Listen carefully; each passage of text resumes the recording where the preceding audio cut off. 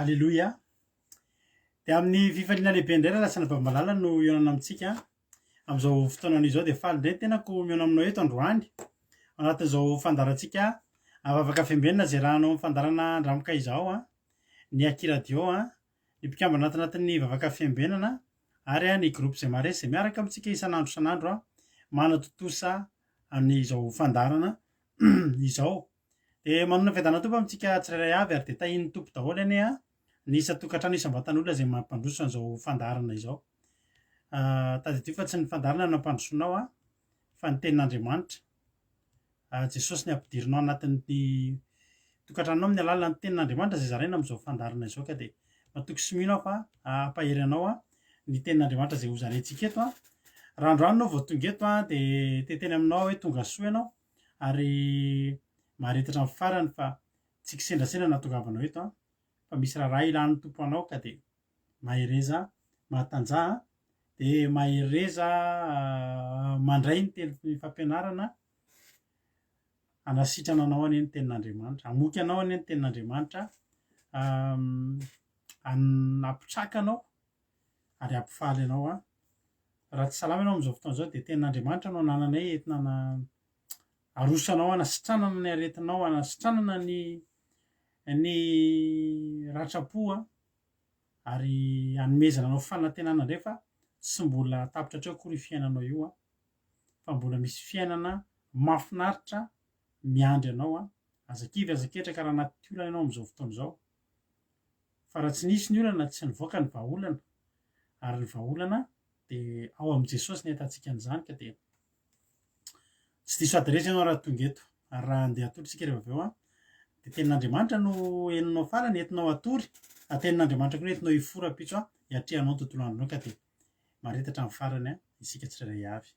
Aza mihafahafa ianao raha androany no vao tonga eto miaraka aminay eto taka an'ireo olona rehetrarehetra eo mandray anjara anaty commentaire sy ny sisa fa raisinay taka ny efa-paketo raisinay ho raha lasy anabavinay raisina tanandroa ianareo amin'ny fifaliana dia tahiny Jesosy tsika rehetrarehetra tahiny tompoko raha nabavy Marie-Jo niditra voalohany teto androany nareo efa mpanaraka eto raha nabavy Marie-Jo niditra voalohany teto tahiny tompo manokana ianao raha nabavy Marie-Jo ary dia fiadanan'ny tompo ny fitahiny sy ny fahasoavany amenao nareo menakavy kely ho tahina manokana mihoatra noho ny rehetra ianao satria ianao tafiditra teto voalohany dia mamazo izay anjara tsotra an'izay dia tahiny tompo ihany koa raha nabavy Lina ty zanay de Madagasikara, Eliana, raha nabavy Aina, Naël, tahiny Jesosy tonga soa, Sandola ihany koa, Tojo Mikael, Erika Raka, Zana Monika, Koda Léonie, Mamy Sirandry, raha nabavy Mamy Soa io, tahiny tompo daholo tsika. Alleloia. Itody Raonisoa, ao ihany koa i Mama Valtina Kadaka, Koda Léonie, Verselina, Mamy Sirandry efa narabeky teo, dia ao ihany koa Itody Raonisoa, Mama Valtina efa narabeky teo daholo, Lantony Irina, dia faly raha heritovy tonga soa ihany koa kotre kamaradin'i Jesosy izay ampahirentsika izy androany satria namoy ny rainy izy tamin'ity androany ity raha nabavitsika kotre kamaradin'i Jesosy no dimandry androany ny dadany ary ho antsika izay efa mpanaraka eto dia nahita tao anatin'ny compteny tao ny filazana izay nataony ka dia mampahery anao manokana izay raha nabavy efa nisy ihany ny fampahirezana izay fampahirezantsika androany fa dia mbola manonona izay eto amin'ny fandarana eto amin'ny vavaka fiambenana mpanaraka rehetra dia miray fo miray saina miray fanahy aminao ary mampahery anao anatin'izao andro manjomona izao dia mivavaka aminao fanamasina ny hampahery fanamasina ny hampitrakanao ao anatin'izao ary mampamangy fahoriana ny fianakaviana manontolo izay eto amin'ny fandarana andramika izao varavarin'ny voanana ianareo fa ny fahoriana dia rahantsika manana ary dia fampahery moa tsika anatin'ny Zoom rehefa miaraka amin'ny ekipa anatin'ny groupe zay maresy raha nabavy Samina kotre kamaradin'i Jesosy fa dia mahereza Jesosy ameny mibanga amin'izay banga navelan'ny ray mpianakaviana ka dia mahereza ianareo mivavaka ho anareo izay tsirairay avy mpaherezitsika izy satria tsy mora izany mamory izany marina efa antitra efa nahazo ny teny fikasana ny dadany fa tsy mora izany fisarahana tany izany dia ampaherezitsika raha nabavitsika kotre kamaradin'i Jesosy tahiny tompo koa raha nabavy nambinitsoa makrinina de tahiny jesosy ame manambotsoa raha antanina marie charline tonga soa sady arabainany amy zanako zay vita batisa somatsara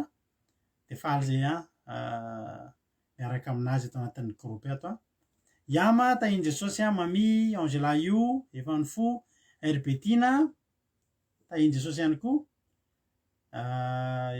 fahombiazana fitahina na anitra clarisse de mami azaskapatitsy tahiny tompo berte sava de tonga sosoa meva nerina rodriguez aiza hoe izy amboaratsiky izay tsiza vavadiny efa ny ampirainy lehilahy eto Regina Rodriguez aiza hoe iza ianina zao ohatra ny tsy taketo ny lehilahy anankiray rahalahy tehirizany benja berte sava itody rahony soa tonga soa daholy ny aina maheny soa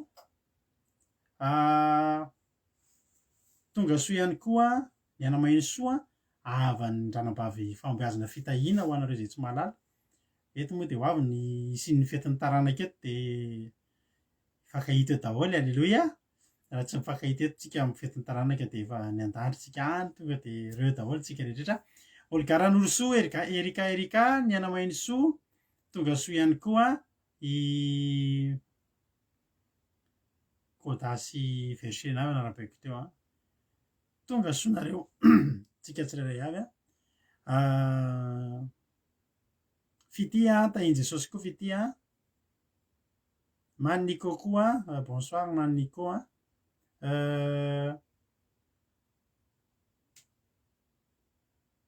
Andrina Suzelle zay ka mba mbola tsy voarabako teo fa efa mivezivezy teo ny anarana sasany tahiny tompotsika rehetrarehetra de faly mahita anareo iainga indray tsika tsiry amboaramielina tahiny tompo iainga indray tsika am'izao fotoana zao anomboka ny fandarana zay ahatra eo amin'ny adin'ilay sasany mahery eo maharetatra amin'ny farany isika tsirairay avy rapitso moa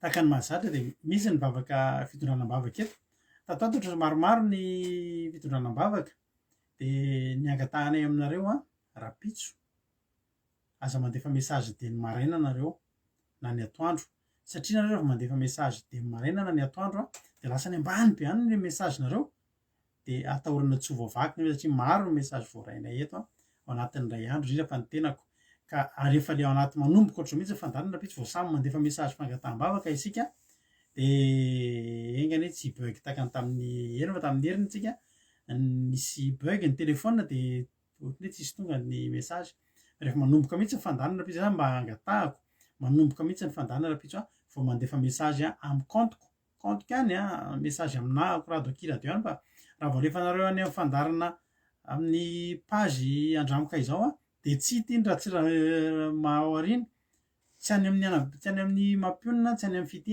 fa ato amiko ato amin'ny compteko nandefasanareo an'ilay fangataham-bavaka de am'izay rehefa manomboka ohatr'izao fandarana de am'izay to de hita eo izay fangataham-bavaka ataonareo zay tahiny tompo tsika rehetrarehetra de matoky sy mino fa ifampaherinay tsika eto androandro leanisa tahiny tompo ihany koa mbola tsy narabaiko teo de zay ngambany misaotra anareo amin'ny fampaherezana andranambavy zamina kotre kamaradiny jesosy fa mampahery azy tsika moa tsy maintsy mifampahery de ampaherezitsika izy ao anatiny zany fahoriana zay mianjady aminy izany andoharitsika aloha anomboka ny fotoana ka anomboka ny fotoanatsika de ny ekipa araka amiko eto androany ranabavitsika rodina ny vavaka fanombohana de avy eo tahaka ny mahazatra nao famitenina amin'ny teny frantsay fitika omaly famitenina anankiroa nataony de ny tamin'ny zoma sy ny tamin'ny sabata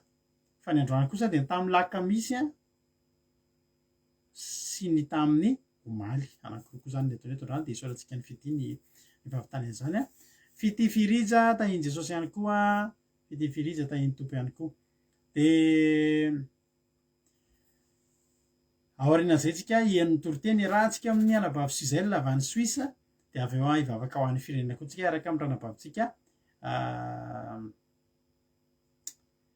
Monique Mariette avy any Koweït ihany koa de za moa eo tany amelabelatra ny tenin'Andriamanitra eny ary zay mela fa antsika to de ivavaka iaraka amin'ny anabavy Rodina avy any Koweït tahiny tompo ranabavy Rodina anao ny fitenenana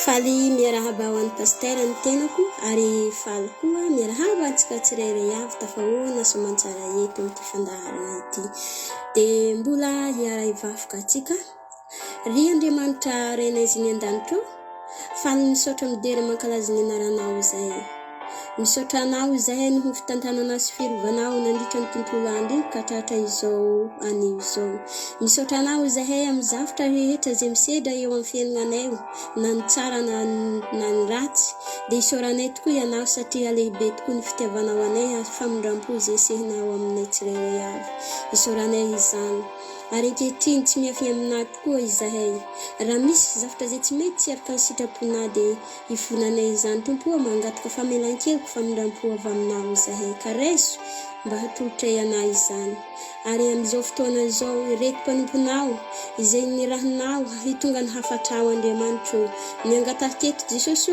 raha misy namanay izay manana fikasana hiatrika ity fotoana ity raha aoka ny anahan'ny fanamasina azy ka tonga soamantsara ety mba hiaino hafatra izay aseho ny mpanomponao eto androany indreto mpanomponao izay hitonga ny hafatrao Andriamanitra engany izay hafatra izay hafafy eketo tompo ho tanterika sy ho lavorary izany ho tafita soamantsara aminay tsirairay avy izany Jesosy malala ary reto vahoakana izay hiaino izay ny hafatra izany sokafo ny fomba mpanahinay mba hitoerana izany teny izany satria an'Andriamanitra ny teny hoe nanirika ny nirakao izay handeha tonga ny hafatrao ary ana Jesosy ny teny hoe amboariny lalan'i Jehova ataovy mahitsy ny lalan-kalehiny handeha hanamboatra izany amin'ny fonay rehetra izay mbola tsy mendrika eo anatrehanao izany handeha hanamboatra ny fonay mba tena ho marina eo amin'ny fanarahana diana tokoa izahay izany Jesosy no atongavany eto engany izay teny fafeto mba tena mpakatony teny izahay fa tsy piainy fotsiny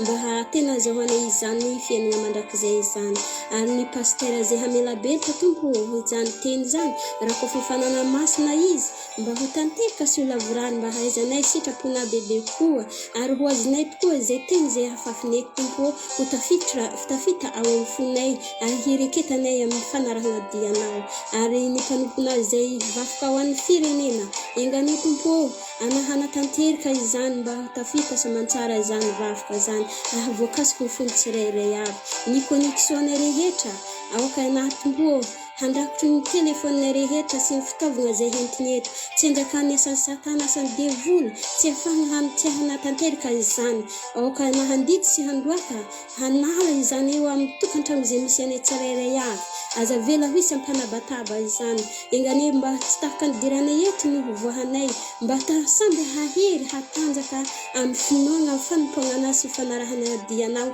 ary haharitry mandrakizay amin'izany misaotra ray alleluia amen.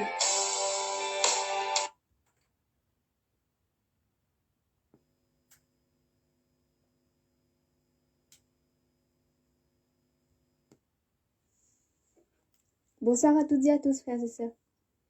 Que la paix de Dieu soit avec vous. Et c'est avec grand plaisir que je vous retrouve encore une fois aujourd'hui pour le résumé en français du sermon du jeudi 16 décembre 2021. Ça a été le premier sermon de notre sœur Clarisse, sous le nom de Faumbia Zana Fitaïn sur Facebook. Et je te félicite, sœur Clarisse, pour ton premier sermon et que Dieu t'encourage toujours dans ce que tu fais et que Dieu te fortifie toujours pour que tu puisses continuer à le servir et pour que tu puisses continuer le travail que tu fais pour lui. Le verset que nous allons lire se trouve dans les Proverbes, chapitre 3, verset 12. Les Proverbes, chapitre 3, verset 12, au nom de Jésus. Car l'Éternel châtie celui qu'il aime, comme un père l'enfant qu'il chérit. Amen. Donc si tu pêches mais que rien ne se passe dans ta vie pour te corriger, pose-toi des questions. Parce que si Dieu ne châtie pas quelqu'un qui pêche, ça veut dire qu'il ne le considère pas vraiment comme son enfant. Donc réfléchis s'il ne t'arrive rien quand tu pêches, quand tu commets un péché. Parce que peut-être que tu es un enfant illégitime aux yeux de Dieu. Peut-être que tu portes juste le nom de chrétien, mais que tu n'es pas vraiment un enfant de Dieu. Et s'il y a des pasteurs aussi qui nous écoutent, quand vous corrigez quelqu'un, quand il a commis un péché, faites-le avec amour et avec sagesse, sans frapper cette personne ou sans avoir l'air vraiment de mauvaise humeur. Par exemple, il y avait un père qui a corrigé ses enfants, mais il les a corrigés de manière très très violente. Et donc ça a fait que ça a été tellement violent en fait que le père il a été envoyé en prison pour ça parce que c'est allé trop loin. C'est vrai que ces enfants, ils ont forcément dû commettre une bêtise, mais il y a quand même une limite au châtiment que le père il peut faire à ses enfants.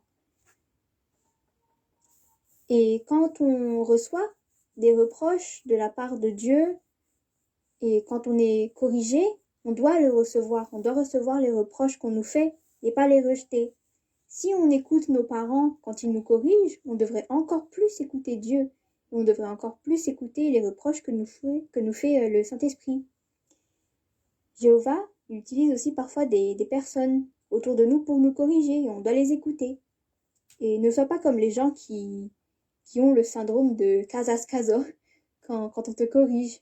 Le syndrome de Casas-Caso, comme nous le dit Sœur Clarisse, c'est en fait le syndrome qui fait qu'à chaque fois qu'on fait une erreur, à chaque fois qu'on fait une bêtise, un péché, on cherche toujours une excuse, on cherche toujours à se justifier. On dit mais non, mais c'est pas ma faute aussi, c'est cette personne-là. Mais oui, mais j'étais obligée, mais oui, mais c'est pas ça. On ne doit pas essayer de se justifier. Mais on doit accepter les reproches qu'on nous fait. Et si Dieu te corrige, réjouis-toi parce que ça veut dire que Jéhovah, il t'aime et ça veut dire que il veut que tu ailles dans le droit chemin. Et si Dieu te fait des reproches, c'est pour ton bien. Il y avait un pasteur qui nous a raconté une histoire. Il était parti faire du scout quand il était plus jeune et il était parti avec plusieurs personnes pour dormir à un endroit autre que chez lui. Mais lui, avec ses amis, au lieu d'aller dormir, ils étaient partis au cinéma discrètement pendant la nuit, pendant que tout le monde dormait. Mais après, on les a cherchés, tout le monde a paniqué. Et quand on a finalement trouvé Pasteur, il a reçu une bonne claque de la part de son père. Il s'est fait frapper par son père parce qu'il a fait une bêtise. Aussi, par exemple, il avait aussi raconté que quand il était plus jeune, il avait fait une école buissonnière. Et avec ses amis, il séchait les cours. Il séchait les cours pour aller chanter des chansons dans des endroits sombres avec ses amis. Et la chanson c'était Yanacha des Ways. Et cette chanson, ça veut dire en gros, on va à l'école pour aller où? Ça veut dire que l'école ça sert à rien quoi. Et quand il était en train de chanter avec ses amis et de faire des bêtises avec ses amis et tout, son père l'a trouvé. Et il s'était fait disputer par son père. Il y avait aussi Sœur Mapioun qui avait raconté qu'elle avait perdu une montre de sa mère qui avait une grande valeur. Et quand elle a perdu la montre, elle s'était fait frapper, elle s'était fait disputer par sa mère. Sœur Marie-Jo aussi, elle a raconté qu'elle avait volé un bijou de sa mère, elle l'a porté, mais elle s'était fait frapper. Et Frère Toud, il avait aussi raconté que avant, il avait volé de l'argent, et quand il s'était fait attraper, il s'est bien fait disputer. Donc au final, toutes les personnes que j'ai citées ici et qui ont raconté voilà ce qui s'était passé et qui ont raconté comment leurs parents les ont corrigés, on voit qu'au final c'était pour leur bien. Et donc quand Dieu te corrige, c'est aussi pour ton bien et c'est pour que tu saches que ce que tu fais c'est mal et pour qu'ensuite tu ailles dans le bon chemin et pour que tu te comportes beaucoup mieux. Sœur Clarisse, par exemple, on lui avait prêché qu'elle devait arrêter de porter des pantalons parce que les pantalons c'était pas pour les filles, c'était pas pudique. Et elle a refusé de jeter les pantalons et elle a refusé d'arrêter de porter des pantalons. Mais ensuite, quand il s'est passé un moment où il y avait 5 de ses pantalons qui étaient déchirés d'un coup, elle a décidé cette fois de porter des jupes parce qu'elle a su que c'était Dieu qui l'a corrigée. Mais rappelle-toi d'une chose, quand Dieu châtie quelqu'un parce qu'il a fait quelque chose de mal, après, il console cette personne quand cette personne aura reçu ses reproches. Par exemple, David, quand il a péché, quand il a fait en sorte que Uri meure pour avoir Bathsheba et pour avoir un enfant avec elle, quand il a eu l'enfant avec Bathsheba, son fils il était mort parce que du coup Dieu l'a corrigé. Mais ensuite, quand David il a reçu ses reproches et quand il a accepté qu'on le corrige, Dieu l'a consolé directement en lui donnant Salomon. Salomon qui a été le fils qui a succédé David. Alléluia. Voilà pour le résumé en français du sermon du jeudi 16 décembre 2021. Je vais vous faire le résumé en français du sermon du lundi 20 décembre 2021 qui nous a été partagé par notre sœur Erika. Le verset que nous allons lire se trouve dans Jean chapitre 5, versets 6 à 9. Jean chapitre 5, versets 6 à 9. Ici, Jésus était allé à Bethesda, une piscine. Et en fait, cette piscine elle est spéciale parce que de temps en temps, il y a un ange qui descend dans la piscine.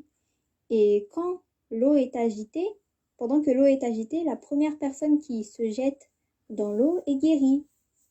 Et donc c'est pour ça qu'il y a plein de malades qui s'installent autour de la piscine. Des aveugles, des boiteux, des paralytiques, des personnes qui avaient toutes sortes de maladies. Et parmi eux, il y avait un homme qui était paralytique pendant 38 ans. Et il voulait plonger à chaque fois dans la piscine, mais il n'y avait personne pour le jeter dans l'eau. Nous allons lire le verset 6, au nom de Jésus. Jésus, l'ayant vu coucher et sachant qu'il était malade depuis longtemps, il dit « Veux-tu être guéri ?» Le malade lui répondit « Seigneur, je n'ai personne pour me jeter dans la piscine quand l'eau est agitée. Et pendant que j'y vais, un autre descend avant moi. »« Lève-toi, lui dit Jésus, prends ton lit et marche. » Aussitôt, cet homme fut guéri. Il prit son lit et marcha. C'était un jour de sabbat. 38 ans à attendre, c'est long. Et cet homme, ça fait 38 ans qu'il a cherché des solutions, peut-être des médicaments, des personnes pour le porter jusqu'à la piscine. Peut-être que sa famille a essayé de l'aider, a essayé de s'occuper de lui pendant ces 38 ans-là. Mais cet homme, il ne pouvait pas tout le temps s'appuyer sur eux. Parce que même si ces personnes essayaient de l'aider, ils ne pouvaient faire que très peu de choses. Il y a des limites aux choses qu'ils peuvent faire. Et sœur Codenella, elle avait dit que même un mois paralysé, c'est beaucoup trop long, c'est dur. Mais cet homme, lui, ça fait 38 ans qu'il a été paralysé.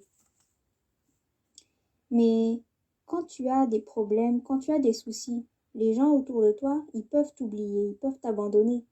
Mais Jésus, lui, il te voit. Il voit ta souffrance, il voit que tu as besoin de guérison et il veut te guérir.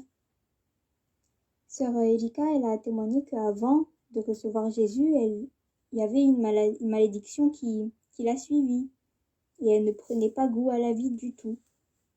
Mais à ses 38 ans aussi, elle a reçu Jésus dans sa vie, elle a été baptisée. Comme pour cet homme, il a fallu 38 ans pour qu'elle reçoive Jésus. Cet homme paralytique, il se souviendra toujours du jour où il a été guéri par Jésus parce que il a attendu trop longtemps. Sœur Erika aussi, elle se souviendra toujours du moment où elle a reçu Jésus dans sa vie parce que c'est à partir de ce moment-là que ses malédictions ont été détruites et c'est à partir de ce moment-là qu'elle a été guérie. Jésus aussi, lui, aujourd'hui te demande si tu veux être guéri. Et cette question, elle se pose parce qu'il y a des gens qui préfèrent ne pas guérir. Pasteur, lui, il a raconté qu'il connaissait quelqu'un qui avait une fracture à la jambe et donc sa jambe, elle était plâtrée.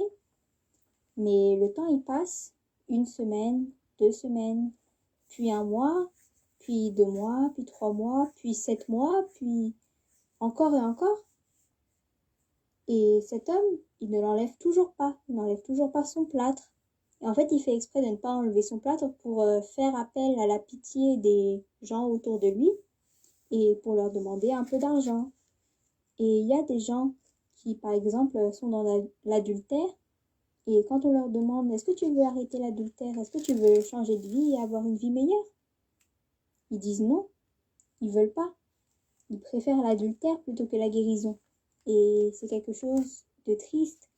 Mais toi, laisse Jésus agir dans ta vie. Aie la foi. Et si tu le fais, Jésus te dira « Lève-toi, prends ton lit et marche. » Et il va te guérir. Heureusement que Jésus, il est passé voir cet homme. Parce que sinon, il serait paralytique jusqu'à sa mort, parce que c'est sa maladie qui l'empêche d'aller plonger dans l'eau pour être guéri. Ta vie, elle est peut-être bloquée, elle est peut-être paralysée, et peut-être que ta vie ne peut pas avancer, elle ne peut pas bouger, mais fais appel à Jésus. Cherche-le et il changera ta vie. Il va refaire bouger ta vie parce qu'il t'aura purifié par son sang, il t'aura pardonné. Alléluia. Voilà pour le résumé en français du sermon du lundi 20 décembre 2021. Que Dieu vous bénisse.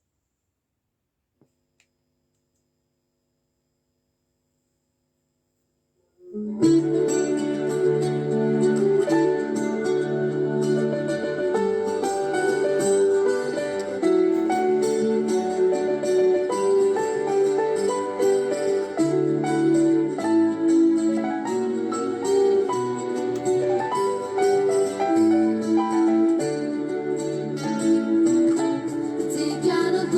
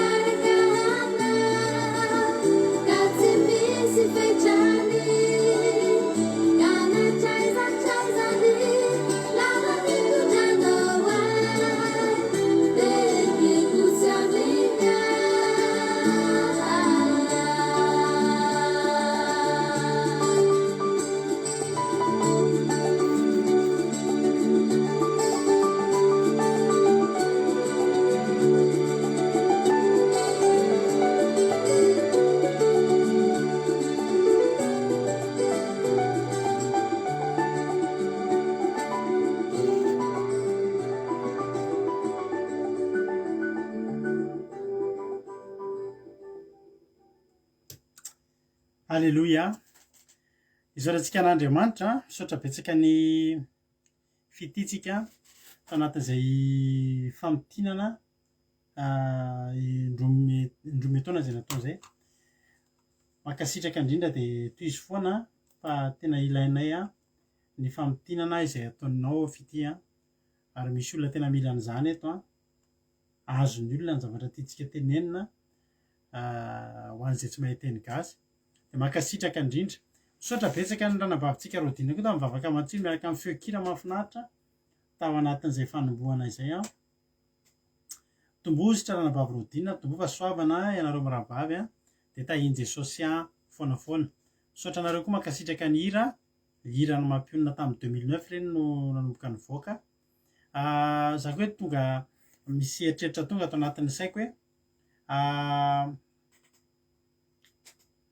tsika misy hetsika izay tokony nataony amin'ny Akira teo, fiaraha-miasantsika amin'ny mpanakanto any Madagasikara, saingy tsy tratra tamin'ity taona ity ilay izy tamin'ity farany taona ity satria hoe etsehana tamin'ity farany taona ity dia ataontsika amin'ny volana janvier, tapatapaky ny volana janvier no tombontsika izay hetsika rahantsika amin'ny mpanakanto, fiarahantsika miasa amin'ny mpanakanto izay. Ho anareo izay mila ireny clip mampionona, misy ny album mampionona moa izay moa dia mandefa anareo, anareo izay afaka mbola mandefa mamaky CD dia omena fotsiny ny CD ny VCD izay album voalohany mampionona, saingy amin'izao fotoana izao dia efa lany, efa vitsy kely, efa tsy dia misy intsony dia tsy dia afaka mandefa intsony satria izay koa tsy maintsy mba mitazona.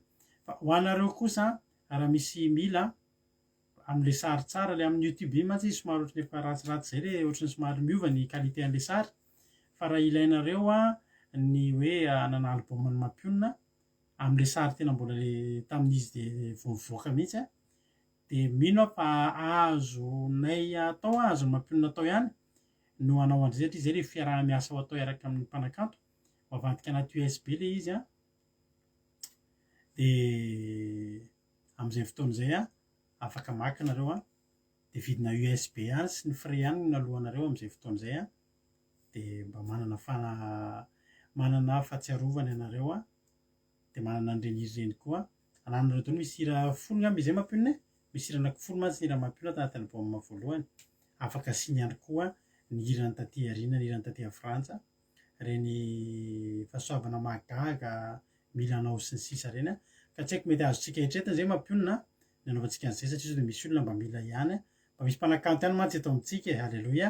Ary fantatreo tsara moa fa ny mampionona hatramin'izay ny zavatra ataonay eto, ataonay mivady na izy na izaho ny tokantranonay dia nenay ny asan'Andriamanitra tsy fitadiavam-bola ka matoa mena fotsiny ny CD dia tokony mena fotsiny koa ngamba ny mena fotsiny ireny satria natao hampahery anareo any tokantrano any mihitsy ny reny hira ireny dia mandefa vidina clé USB fotsiny ngamba sisa no alefanareo dia alefan'ny hira miaraka amin'ny asiana cadeau toriteny ngamba.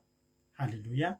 Mino fa azontsika atao satria misy aminareo mantsy tamin'izay nandefa an'ilay CD dia izay tsy afaka mijery CD, tsisy fijerena CD nefinareo mba te hanana dia afaka ataontsika amin'ny clé USB. Tsetsatsetsatra tsy ary sisy eritreritra tonga atao anatin'ny saiko eo satria izay no fiaraha-miasa ataontsika amin'ny mpanakanto avy any Madagasikara manomboka amin'ny volana janvier, fiaraha-miasa manokana izay mbola tsy nisy nanao fa fiaraha-miasa manokana raha amin'ny Akira teo amin'ny mpanakanto dia ho tahiny tompony antsika tsirairay avy. Izay no ela ataontsika hiditra amin'ny tenin'Andriamanitra, tenin'Andriamanitra izay rahantsika amin'ny anabavintsika Suzelle no miaraka amintsika amin'ity androany ity dia andao ary ho enotsika avy hatrany izany tenin'Andriamanitra izany dia menofinaritra isika rehetrarehetra. Rehefa avy eo velonay tao hamelabelatra ny tenin'Andriamanitra, tahiny tompo ary ranabavy Suzelle hanao ny fitenenana dia isika rehetra kosa menofinaritra ao anatin'izany ndao ary. Tahiny tompo ranabavy Suzelle. Tahiny tompo pastera dia tahiny tompontsika rehetra. Tenin'Andriamanitra izay ampaheresantsika eto indray ry havana dia ho hitantsika ao amin'ny numéri toko faha 12 andinin'ny voalohany ka mitsahatra amin'ny andinin'ny faha 40. Numéri toko 12 andiny voalohany ka mitsahatra amin'ny andininy 40 amin'ny anaran'i Jesosy ny soramandry. Ny nanomezan'i Miriama sy Arona tsiny a Mosesy sy nataon'Andriamanitra tamin'izany. Ary Miriama sy Arona niteny nanome tsiny a Mosesy ny vehivavy Kosita izay efa napakariny, fa efa napakatra vehivavy Kosita izy. Dia hoy izy mianadahy, ho Mosesy ihany va no efa nitenenan'i Jehovah, tsy izahay koa va no nitenenany? Dia reny Jehovah izany. Ary Mosesy dia lehilahy nalemy fanahy mihoatra noho ny olona rehetra aty ambonin'ny tany. Ary Jehovah dia niteny tampoka tamin'i Mosesy sy Arona ary Miriama hoe, mivoay ianareo telo mianadahy ho any amin'ny trano ilay fionana. Dia nivoaka izy telo mianadahy, ary andry rahona no nidinan'i Jehovah ka nitsangana teo am-baravaran'ny trano ilay izy. Dia niantso ny Arona sy Miriama izy ka nivoaka izy mianadahy. Dia hoy izy, mba mihaino ny teniko, raha misy mpaminany Jehovah eo aminareo, dia amin'ny fahitana no isehoko aminy ary amin'ny nofo no itenenako aminy. Fa tsy toy izany kosa Mosesy mpanompoko, izay mahatoky amin'ny tranoko rehetra. Mifanatrika no itenenako aminy dia amin'ny fahitana, fa tsy amin'ny teny saro-patarina. Ary mijery ny endriky Jehovah izy.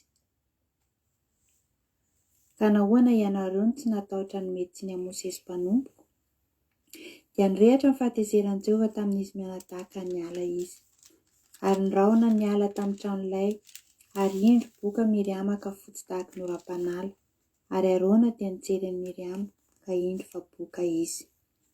Ary hoy Arona tamin'i Mosesy, indrisy tompoko, masina ianao, aza tao elokay ny nanaovanay talatala sy nanontany.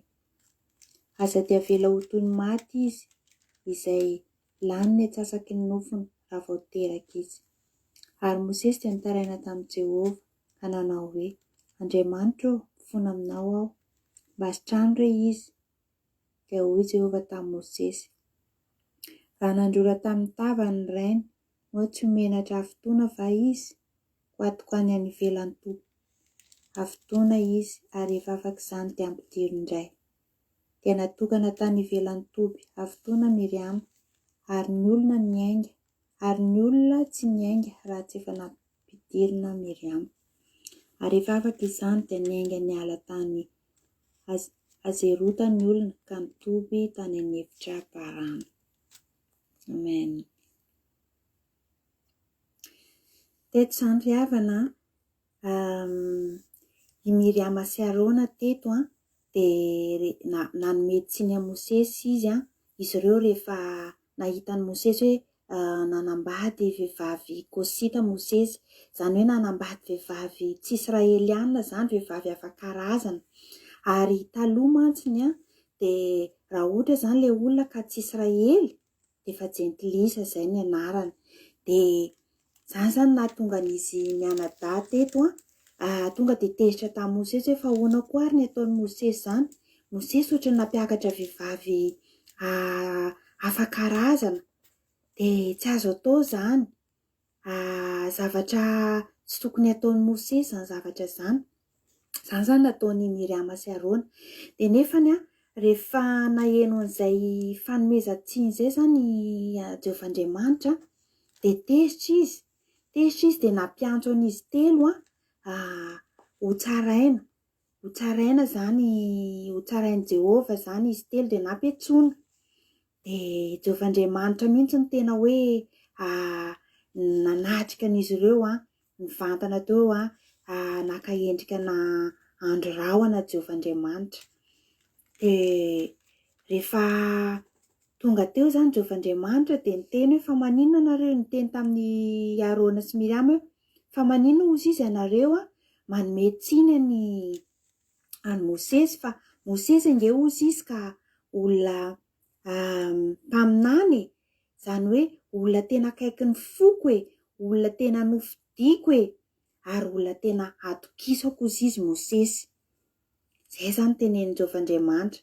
Andriamanitra izany teto dia tonga dia nanamarina any Mosesy satria Andriamanitra dia mahalala ny Mosesy, mahalala ny toetra Mosesy Andriamanitra. Ary Mosesy de tena olona tena tian'Andriamanitra koa izy, ary olona tena manaja sy manaraka ny sitrapon'Andriamanitra Mosesy.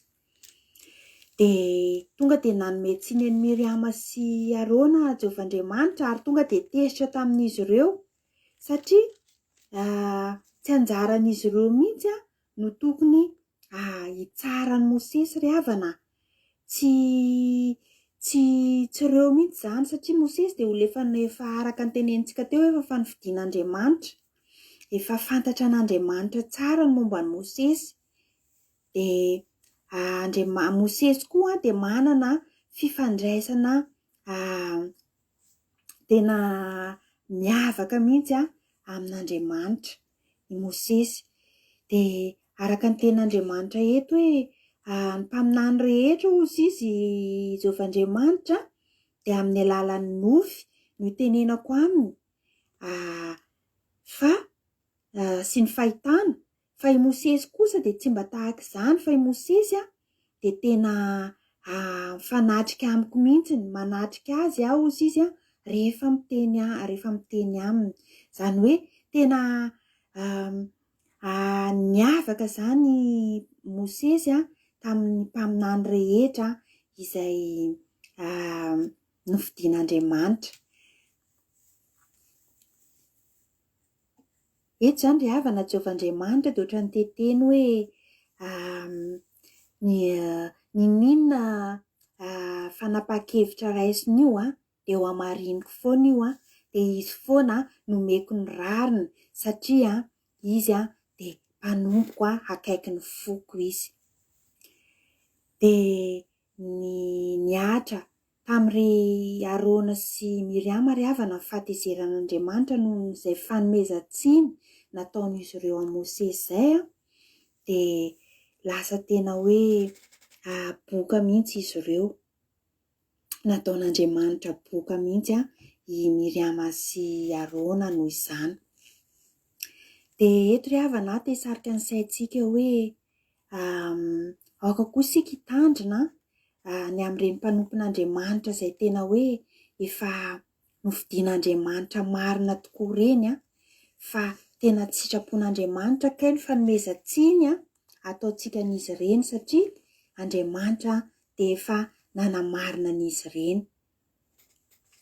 De eto ry havana de misy karazana kristianina anankiroa zany eto, kristianina anankiroa tena hoe miavaka tsara, satria na i Miriama sy Arona na i Mosesy de samy efa mivavaka daholo izy ireo, samy efa nandray an'Andriamanitra ho tompo sy mpamonjy ny fiainan'izy ireo ry havana, nefa ny fandraisan'Andriamanitra n'izy ireo de tena samy hafa mihitsiny. De ny kristianina voalohany eto zany de kristianina izay tena akaiky ny fon'Andriamanitra tahaka ny Mosesy ry havana.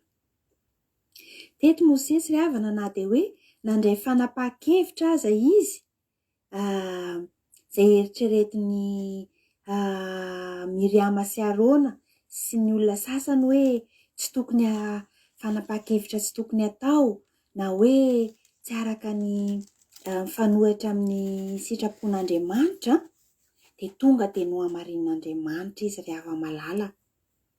Maninona Mosesy ny tonga de no hamarin'Andriamanitra?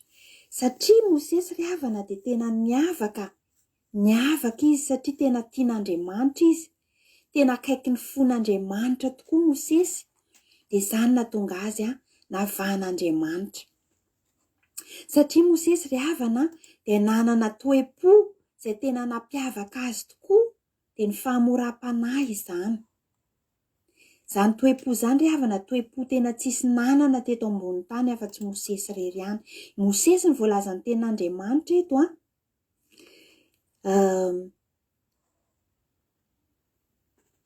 de tena nanana fahalemem-panahy tsisy tahaka izany.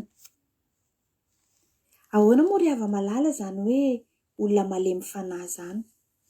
Ny olona malemy fanahy ry havana de olona tena manam-pitiavana. Ny olona anankiray raha misy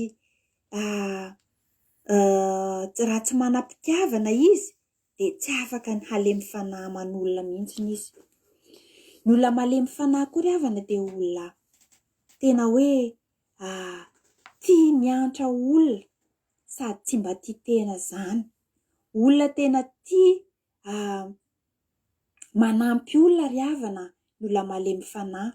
Olona tsy mba sarotin-javatra zany. Olona tsy mba hoe tia tena.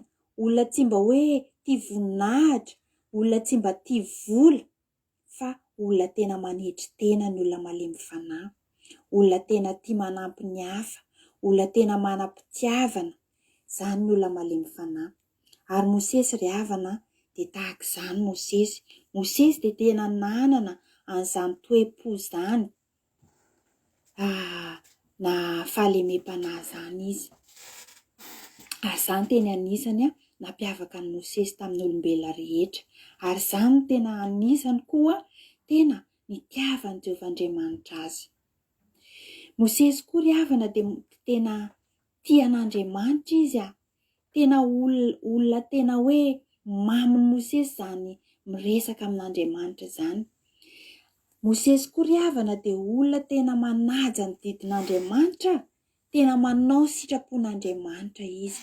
Ary zany nahatonga an'Andriamanitra tena nanana fahatokisana azy tanteraka satria fantatr'Andriamanitra fa tena manao izay sitrapony zany Mosesy zany.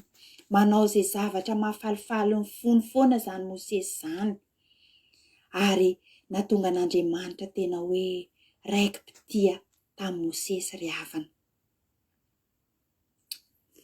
Ary rehefa tena hoe nahazo ny fon'Andriamanitra tokoa i Mosesy dia tena no hamarin'Andriamanitra foana izy tamin'izay zavatra nataony ry havana. Tamin'izay décision raisiny dia no hamarin'Andriamanitra foana Mosesy. Zany ry havana atao hoe tena kristianina zany. Zany ry havana ny tena atao hoe tena hoe manara-dia an'Andriamanitra zany. Ianao ry havana, raha tena tianao tena hoe ho akaiky ny fon'Andriamanitra zany, dia tiavo amin'ny fonao Andriamanitra ry havana. Tiavo amin'ny sainao manontolo Andriamanitra. Ataovy ny fomba rehetra mba tena hoe anakekezanao, akanao fon'Andriamanitra ry havana. Fa rehefa azonao fon'Andriamanitra dia omban'Andriamanitra foana ianao, hamarin'Andriamanitra foana ianao, tsy ho harian'Andriamanitra zany mihitsy ianao. Ninona zavatra mahazo anao, ninona fanenjehana atao anao ry havana dia omban'Andriamanitra foana ianao ry hava-malala. Fa atao fotsiny, manana fotsiny fahatokisana an'Andriamanitra ianao dia manana toko hoe tena atao poko marina ve ny Jehovahandriamanitra. Tena eo amin'ny fiainako marina ve ny fanatrehan'Andriamanitra. Fa rehefa azonao antoka ry havana fa tena eo aminao fanatrehan'Andriamanitra dia tsisy zavatra atahoranao zany. Andriamanitra dia hijoro hatrany hampandresy anao foana Andriamanitra amin'ny ady izay hatrehanao ry hava-malala. Ny karazana kristianina faharoa eto dia kristianina amin'ny vava fotsiny tahaka ny Miriama sy Arona ry havana. Mieritreritra izy ireo hoe zay koa nge efa mivavaka e, zay koa nge efa nitenenan'i Jehovahandriamanitra e. Dia nieritreritra izy ireo ry havana hoe akasitran'Andriamanitra ny fanompoana izay ataon'izy ireo. Nieritreritra izy ireo ry havana hoe ampy fotsiny ny hoe mivavaka, ampy fotsiny hoe teny hoe kristianina zay nefa eo amin'ny molotra foana. Fa tsy manao akory izay sitrapon'Andriamanitra, tsy manatanteraka izay tian'Andriamanitra atao ry havana. Zany karazana kristianina faharoa izay lazain'ny tenin'Andriamanitra eto. Aoka tsika ry havana tsy ho diso hevitra hoe za nge efa mivavaka e, za nge efa miantso an'Andriamanitra foana e, nefa tsika ry havana tsy manao ny sitrapony dia tsy akaiky ny fon'Andriamanitra isika. Zay tiay ho Jehovahandriamanitra dia mitandrina ny didiko. Ary rehefa tsy mitandrina ny didin'Andriamanitra tsika rehefa malala dia kristianina mivava sy amolotra fotsiny dikan'izay satria tsy tian'Andriamanitra kory tsika fa mihatsara velatsia fotsiny tsika eo anatrehan'Andriamanitra. Dia dikan'izany dia tsy ho raisin'Andriamanitra ho zanany koa sika. Dikan'izany dia tsy ho konsideren'Andriamanitra koa sika satria tsika ary tsy miraraha ny didiny, tsika ary tsy manatanteraka ny sitrapony. Dia aoka sika ry hava malala hitandrina mba tsy ho voafitaka sy ho lany andro fotsiny tsika hivavaka. Lany andro fotsiny tsika hoe manao ny asan'Andriamanitra nefa tsy makatoa azy isika. Fa ny lalana tokana ahafahantsika tena hoe manana garanty ry havana hoe tena akaiky ny fon'Andriamanitra, tena zanak'Andriamanitra, tena tian'Andriamanitra, tena tian'Andriamanitra koa dia ny fanaovantsika ny sitrapony, ny fanarahantsika ny didiny ary ny fananantsika toe-po tahaka ny Mosesy dia ny fahalemem-panahy ry hava malala.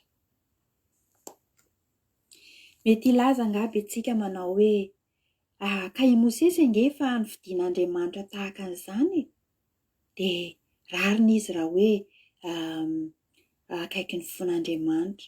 Fa eto ry havana dia teteny aminao hoe azonao atao tsara mihitsy no tonga tahaka ny Mosesy ry havana. Azontsika atao tsara mihitsy no tena hoe manakaiky sy akaikin'Andriamanitra. Fa mila ezaka izany ry hava malala. Izany tsy vitany hoe mivavaka fotsiny ianao dia afa-po, na hoe miantso an'Andriamanitra fotsiny ianao dia afa-po amin'izay. Tsy izay mihitsy, fa tena mila ezaka avy any aminao izany ry havana. Tena mila manana etaeta anao ho tena hoe ho akaikin'Andriamanitra izany.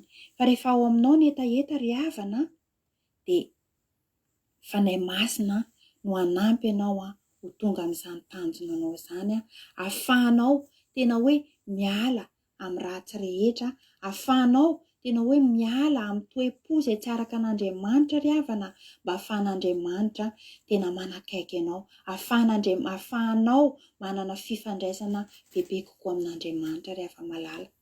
Ndao sika ry havana mba tena hoe hiezaka sika hanana fifandraisana bebe kokoa amin'Andriamanitra izany. Ndao tsika ry hava malala mba tena hanana an'izany etaeta izany satria hitanao tsara, hitantsika tsara eto fa raha tena akaiky ny fon'Andriamanitra sika tahaka ny Mosesy dia tena ho azontsika izay rehetra irentsika amin'Andriamanitra. Tena ampandresen'Andriamanitra foana isika. Tena hoe omban'Andriamanitra foana tsika ry hava malala amin'izay rehetra ataontsika. Eto amin'ny andininy fahaenina dia mazava tsara ny tenin'Andriamanitra eto hoe mba mihaino ny teniko hoy Jehova. Dikan'izany ry havana dia tokony hiaino an'Andriamanitra isika. Tokony hanatanteraka ny sitrapon'Andriamanitra isika. Tokony hanaraka ny didin'Andriamanitra isika mba tsy ho voafitaka foana isika. Mieritreritra tsika nefa kristianina nefa dia homelon'Andriamanitra. Aoka anie mba tsy isika reto izany hoe tahaka ny Miriama sy Arona izany. Mieritreritra hoe efa izay koa mba nitenenan'Andriamanitra nefa melon'Andriamanitra tsika ry havana. Nefa tsy fantatr'Andriamanitra avy isika nefa tsy ankasitrahan'Andriamanitra aby ny fanompona izay ataontsika ho azy ry havana. Aoka sika anie mba samy tandrina mba tena ho kristianina ho mpankatoto tokoa tahaka ny Mosesy ry havana. Mba tena kristianina tena ho tian'Andriamanitra ho fotsika manontolo tokoa sika ry havana. Mba tena hoe kristianina tena hoe hihaino ny fiain'Andriamanitra tsika ry havana, mba ahafahan'Andriamanitra tena hoe momba tsika amin'izay rehetra ataontsika. Mety misy manana miatrika ady isika eto amin'izao ora sy fotoana izao. Mety hoe misy ady any amin'ny fitsarana ianao ry havana ka na mangataka miandry ny rariny avy amin'Andriamanitra dia ny hevitra torohevitra tiako ambara aminao dia izao hoe manatona bebe kokoa an'Andriamanitra anao. Ataovy izay tena hifandraisanao bebe kokoa amin'Andriamanitra. Ataovy izay tena akaiky ny fon'Andriamanitra anao ry havana. Fa ho hitanao ange, ho hitanao fa tena hoe ampandresy anao Andriamanitra. Tena hanafaka anao amin'io adinao Andriamanitra ry havana. Andriamanitra dia marina amin'ny teniny foana izy. Andriamanitra dia tena manatanteraka izay teny sy fikasana izay efa nomeny antsika tsirairay avy. Dia mino ry hava-malala fa nampahery ianao indray izany tenin'Andriamanitra izany. Voninahitra teo an'Andriamanitra rery ihany. Fiadanana teo antsika tsirairay avy izay nihaino izany teny izany. Halleloia. Amen. Halleloia. Isaorantsika an'Andriamanitra izany toroteniny ranabavintsika Suzel izay nentiny tamintsika teto Androany. Mankasitraka indrindra ranabavy Suzel fa dia mamy sady matsiro tokoa ny tenin'Andriamanitra. Andriamanitra malifity anao. Andriamanitra ne hanonitra ny fotoana lany ny fiaretatory ny fotoana izay nafoy nanaovana an'izany toriteny izany dia hotain'Andriamanitra ny ranabavy miotaza ny vokatry ny asan'Andriamanitra izay ataondreo satria Andriamanitra dia miteny amintsika fa tsy foana mihitsy tsy akory ny fikerazantsika aina manao ny asany. Dia misaotra anao satria mampahery anay ny toriteny mampahery ny olona mamy dia misaotra indrindra mankasitraka indrindra. Misaotra anareo ihany koa mankasitraka azy satria nareo mankasitraka azy io mampahery azy ary dia azo antoka fa dia hitombo foana izy dia mitsodrano anao zay ranabavy Suzel hoe mitongava amin'ny ambony indrindra hanandratra anao hatrany Andriamanitra ary hanindranao foana ho solom-bavany dia atao foana ny asany. Halleloia. Mankasitraka azy dia mankasitraka anareo dia tahin'ny tompo daholo tsika tsirairay avy. Resaka momba ny Mosesy tsika androany ny momba ny voahositry Jehova. Halleloia.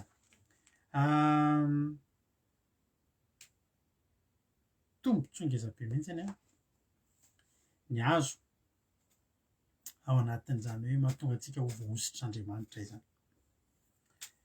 I Mosesy dia voahositry Jehova ary ny porofony teto izany misy karazana ohatry hoe grady nge ry havana manompo an'Andriamanitra. Miriam sy Arona nanompo an'Andriamanitra, mpanompon'Andriamanitra,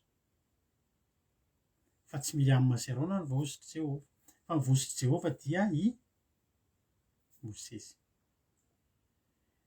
Mosesy no nosoran'Andriamanitra, nomen'Andriamanitra ny adidy mavesatra hitarika. Ary Andriamanitra mahafantatra hoe i Mosesy no mahavita mitarika fa tsy Arona ary tsy Miriam ihany koa. Fa i Arona sy Miriam dia nanararoatra ny fahalemena izay nisy teo amin'ny Mosesy ary tao anatin'izay nomeka naporofondry zareo fa tsy voahositry Jehova i Mosesy na koa hoe tsy Mosesy ihany no voahositry Jehova. Zao ry havana malala, Andriamanitra mahafantatra. Andriamanitra mahafantatra iza no iza. Iza no iza. Nomeny toko 12:1 hoe ny nanomezan'ny Miriam sy Arona tsy ny an'ny Mosesy ny soramandry zany sy ny nataon'Andriamanitra tamin'izany. Ary Miriam sy Arona ny teny nanome tsy ny an'ny Mosesy noho ny vehivavy kosita zay efa nampakariny fa efa napakatra vehivavy kosita izy. Tena tsy diso izy Menada, tsy diso izy Menada raha nametsiny amin'ny Mosesy satria Mosesy any ngeny nampianatra andry zareo ohatra zao. Raha ohatra zao mampionona ohatra manao andray fampianaran'ireny ho anareo ranabavy, ianareo manaovinareo manana fahamasinana, zao no tokony ho fitafinareo ranabavy, zao no tokony ho fihetsikareo. Mampianatra na izaho na mampionona de mampianatra anareo foana hoe zao ny fahamasinana. Ohatra izaho zao miteny anareo hoe tsika rahalahy aza manao an'ireny short fohy ireny tsika, tadio fa mpisorona isika, tadio fa mpanompon'Andriamanitra isika. Nefa izaho avy eo hitanareo manao an'ilay short tena any am-poto be, izaho lehilahy ty zany ohatra. Misy fotoana ary ty zany de teneniko eto ty zavatra ty, sao nareo gaga tamin'ny herinandro iny angambany nisy olona niteny zay, mampionona moa zany hoe ianao izy izy toa manao j'aime an'le ça j'adore. Misy olona mpanao resaka haingo, resaka fijejoana be zay, hoe ianao izy izy manao j'aime ça j'adore. Tsy tadidiko lay produit lay tsy le produit kory fa le pagen'le olona le zavatra atao. Taitra be mampionona, aiza zany izy fa ho tediaviko no tediavina le izy, aiza zany natao. Ka le zanakay be kitikitika be de zareo rehefa azon'zareo telefonanay ka misy fotoana sendra hoe connecté eo amin'ny Facebook eo de misy fotoana nareo angamba tsy indray mandeha no nahitany hoe story, ohatra ny story amin'ny mampionona mantsy matetika tena tratran'izy roalahy manao story zavatra tsy tokony atao story. Misy fotoana sarin'olona anaty galerie ao lasa story rehefa tratran'izy roalahy le telefona, efa izahana misy hoe bloquena ny asiana code ny Facebook sy ny sisa. Fa misy zavatra ohatray ka reo zanak'ireo nanao mety nandalo to zany zany tsy tadidiko le izy mampionona iny moa resaka belle ino hitareo le fivarotana produit cosmétique reny, fanaovana make-up tsy haiko avy de manao j'adore mampionona. Gaga le olona ngary anao izy toa manao, nefa mihinona ny atao mampionona ty zany, mampianatra antsika araka ny tenin'Andriamanitra hoe manana fahamasinana, aza lokoina ny hohanareo, aza lokoina ny volomasonareo, aza esorina ny volomasonareo, manana fahamasinana, aza manao ireny pazy resaka maquillage le izy. Ka zany zao tsy tokony ho hitanareo mihitsy zay ianao an'izany fa le izy de inona le zavatra antragno nikitian'ilay zanakay le telefona. Tsy hainy akory hoe tamin'ny oviana fa olona no niteny de nitedavana farak'izay angana izy de nesorina le j'aime na le j'adore satria ny fanaovana j'aime zavatra angery avana midika anao hoe tian'le zavatra. Ka tsika tsy tia fijejojejoana zany intsony. Taloha zany mampionona niasa tamin'ireny ary de nanao an'ireny mihitsy mpanamboatra tarehy ny asany taloha, mpanao an'ireny maquillage ireny atao mariazy ianao de izy mikarakara ny zavatra de manao ireny crème amin'ny tarehy, manao épilation sy ny rehetrarehetra ireny ny ataony taloha, ireny ny asany mampionona taloha ary tiany tamin'izany taloha. Fa tena nitsarain'le olona mihitsy ianao ary ozy izy olona aiza zany ozy izy ry havana. Fa teto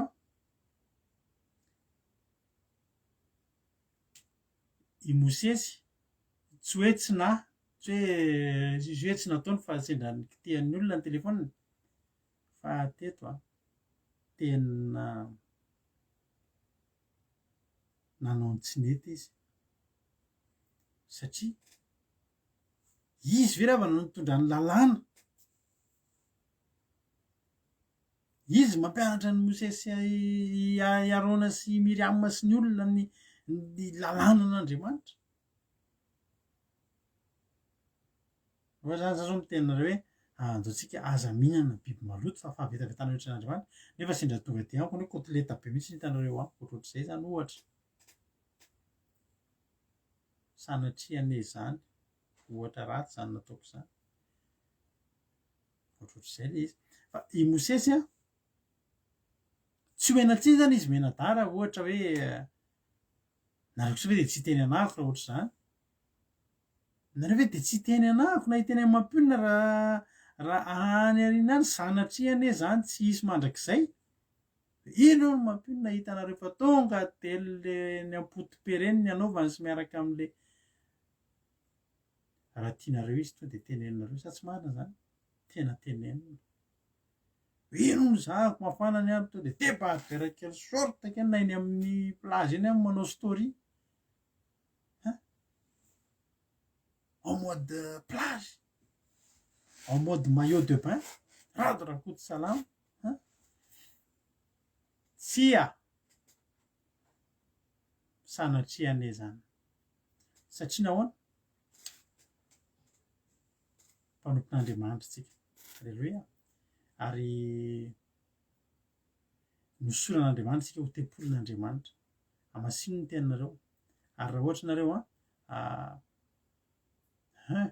ny zanako zao manao appel vidéo foana raha vao tratra ny telefona eo amin'ny messenger de iny izy manao appel vidéo de iny nareo gaga dray andro zay miresaka zay moa de ankorana tena mpiresaka de rehefa any am-piasana ena de miresaka vidéo zay menakavy de fa hainy izy roa lany manao miajoute izy avy nareo tam'le appel vidéo farany iny le niajoute ny fiaro ty na ajoute zay miresaka tsara eo ana fiaro ty ohatra tahito paster to de isy ray tafiditra teny isy roa tafiditra tsy ry amboara-mielona angamba ina vava paster odre maninona ato ay ianao na ajoute ny fiaro ty le zazakely mila tandremana rehefa mahazo telefona fa manahirana de njara tiana tenena zany de zao tojo tao de misy fity koa tao maro izy eo tao daholo nanaova fiaro ty groupe gaga ao an-trano to daholo retolo reto lasa tafiditra eto anaty vidéo ny zavatra ny tenenan'izy nanomezan'izy menadatsiny any mosesy zavatra mitombona hinary ny fahadisoany am'izany Andriamanitra kosa nge teny aza manambady hafa firenena de nanome tsiny zareo mbola nijanona hatreo tsy olana tena omeo tsiny raha tsy omena tsiny iny tsy ho fantany zavatra tsy mety atao za rehefa itanareo manao tsy mety de ameo tsiny tena omeo tsiny sao le tsiny nomenareo ny ampitodika atonga ana hiverina aiza atonga ana hiverina ao amin'Andriamanitra alleloia zay zany tsy hoe ratsy akory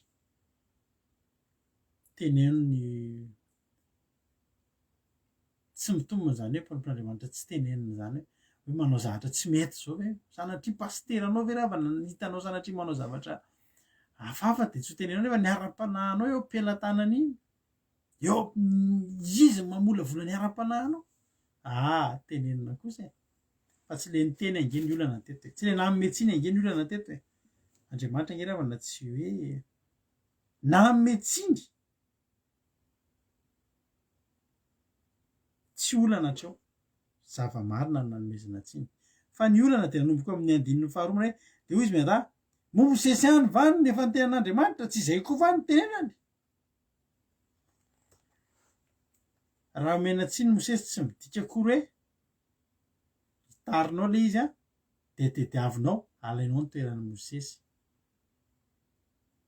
ka hisisianao ny toerana zay nametrahan'Andriamanitra ny Mosesy satria nanambady vehivavy kosa ity izy de lasa ianao koa ny soratena hoe zay koa nge mba ny tenana Jehova ny mpaminany ny mpisorona de tsy anjely fa olombelona ary ny olombelona rehetra manao fahadisoana efa anjely tsika any an-danitra raha mbola hoe tsy manao fahadisoana zany zao manao fahadisoana daholo tsika rehetrarehetra manao fahadisoana ary diso daholo tsika rehetrarehetra manao fahadisoana daholo tsika rehetrarehetra fa sady miarabany rahalahy Jonathan tsika miarabany Nina Blaise de linie fa hitako teo janara zany taloha de tonga soa ianao alleloia de faly zay mahita anao fa ny zavatra problema teto de zao le fahadisoana izay nataony tamina olombelona azy de naiky andrombahndry zareo ny toerana zay fa nametran'andriamanitra azy napetrak'andriamanitra amin'ny toerana hafa Mosesy de napetrak'andriamanitra amin'ny toerana hafa izy menatany ary zao ny zavatra mahafinaritra amin'andriamanitra ianao rehefa tsara toerana tsara fifandraisana amin'andriamanitra tsika ravako de apetrak'andriamanitra amina toerana mendrika atsika ary tsy avelan'andriamanitra izy hanozongozona eny fa na de misy fotoana ary misy fotoana itsika ireo ve ravana zao mieritreritra ve tsika hoe de mety foana zavatra nataontsika hatramin'izay ny rariny a nomenanao no ny fahasoavan'andriamanitra satria andriamanitra no nifidy amin'ny rariny ianao fa tsika diso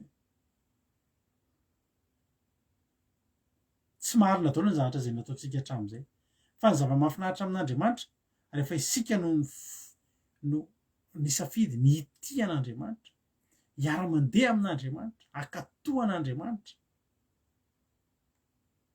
andriamanitra momba atsika ary maka ny côté atsika ary sary-piaro amintsika ry avako malalako impizanao nanoloana ny fahavalonao diso fa ny olana ny fahavalonao tsy nivavaka fa ianao mivavaka de nomen'andriamanitra aniza ny rariny nomen'andriamanitra anao nefa ianao mba nanariny ihany na teny amin'ny fa amin'ny atonina ozy ny fitenin'andriamanitra zao foana ny zavatra tenentsika zao foana rehefa misy manoloana fahavalo anankiray ianao tia zavatra antaninao voalohany isika rehefa manana fahavalo amin'ny ara-nofo rehefa ohatra hoe misy fahavalo tsika mifampitoritory de ozy le olona hoe jerena reo fa tonga amin'ny ny andaniny reny fa tonga ny akina de mifampijery iza miaraka amindreo ay taontaondry zareo ny ohatra hoe olona manana mpahefana be na manana maizy azy tandremo fa enjana be mihitsy ndreo ozy izy fa miaraka amindreo ry anina tandremo fa zanaky anina io de tonga de matahotra hoe andao ilavolefina alao aemotry ty vitoriny ity fa tsy manana vovokaina etrehana andreo tsika sa tsy marina zany tena zany mafantatra reo fotsiny hoe way minisitra ho ny dadatoana ohatra na ohatra zany totsika de manino te matahotra polisy way gendarme zanaka gendarme hono le olona ay ry kadaka sy ry lovely tsy azo kitikitihany zany fa iny teriralibenza fa tafiditra tahiny jesosy kadaka sy lovely zanaka gendarme so mikitikitika andreny areo zany efa olon-dehibe reny reny zany zao tamin'ny zay taloha tamin'izay mpanadaladala ankizy vavikely tamin'izay mbola kely dadany zany hoe polisy na miaramila na gendarme de alao mitady zavatra hafa so midimidy amin'ny tsy antony eo tandremo fa zanaka colonel lao izy fa rehefa manana fahavalo ianao am'izao fotoana zao de zao ny zavatra tonga de teneninao manao ny olona io miohatra aminao raha mivavaka no ianao reo olo reo danaika manao ezika mitatavan'andriamanitra zanaka jeneraly misy namana izy misy ny teny amin'ny tanàna eto aloha zanaka jeneraly de misy fotoana miady de rehefa miady de matahotra miady aminy ianao satria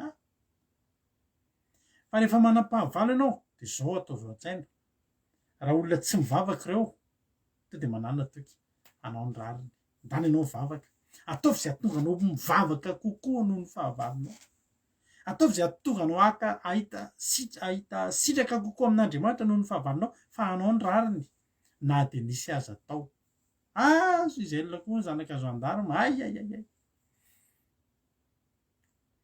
ao fa atao manatombo ny tombontsoanareo eto amin'ny groupe raha izany fa sao de anahirana reo marizao raha vao reo zany no miteny hoe andray anjara de loatra zareo mandeha fa zanaka gendarme reo manahirana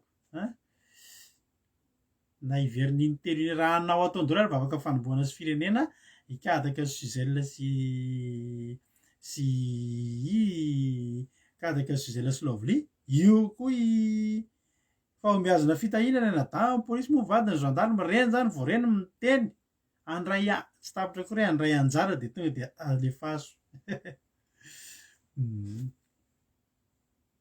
ary havana teto de naika aonganizy menadany sezany Mosesy satria anao nga ianao ihany tenina Jehova manomboka zao tsy hainao rery nge zay koa tenina Jehova nieritretra zany izy menada hoe satria Mosesy nanao tsy nety de manomboka eo hitodika any aminjareo de lasa zareo am'izay no hitarika indray zanak'Israely tsy fantany fa tantara efa tantara mamy efa tantara efa hoy izy le hira anankiray hoe tady vita fato maty ianao re zany izy zany hay io ngery havana manana misy tantara ao ambadika io Mosesy ke tsy hoe natao pilofopilofo de boky misy tomobile andrefana inona ny loko te Mosesy afaka Mosesy zany no mita tsy zay io fa efa misy tantara iza moa Mosesy raiky iverina kely ny tantara Mosesy de zao lehilahy anankiray efa saika tsy nisy fa navotana tao anatin'ny maro rehefa naringy an'ny Egyptianina ny zanaky ny Hebreo rehetrarehetra vonoina satria tombo be mihitsy ny Hebreo de matahotra ny Egyptianina hoe mipotika ho lasa babony reto tsika mpandao reto ahena any amin'ny Exodus zany voalohany de toko voalohany zany tantara zany raha hamaky nareo de any amin'ny andiny vadimbola mpanjakany Egypta niteny tamin'ny mpampavelona Hebreo sifra ny arakan'ray aripoanina raha ny anankiray amin'ny Exodus toko voalohany andiny fadimy ambin'ny folo zany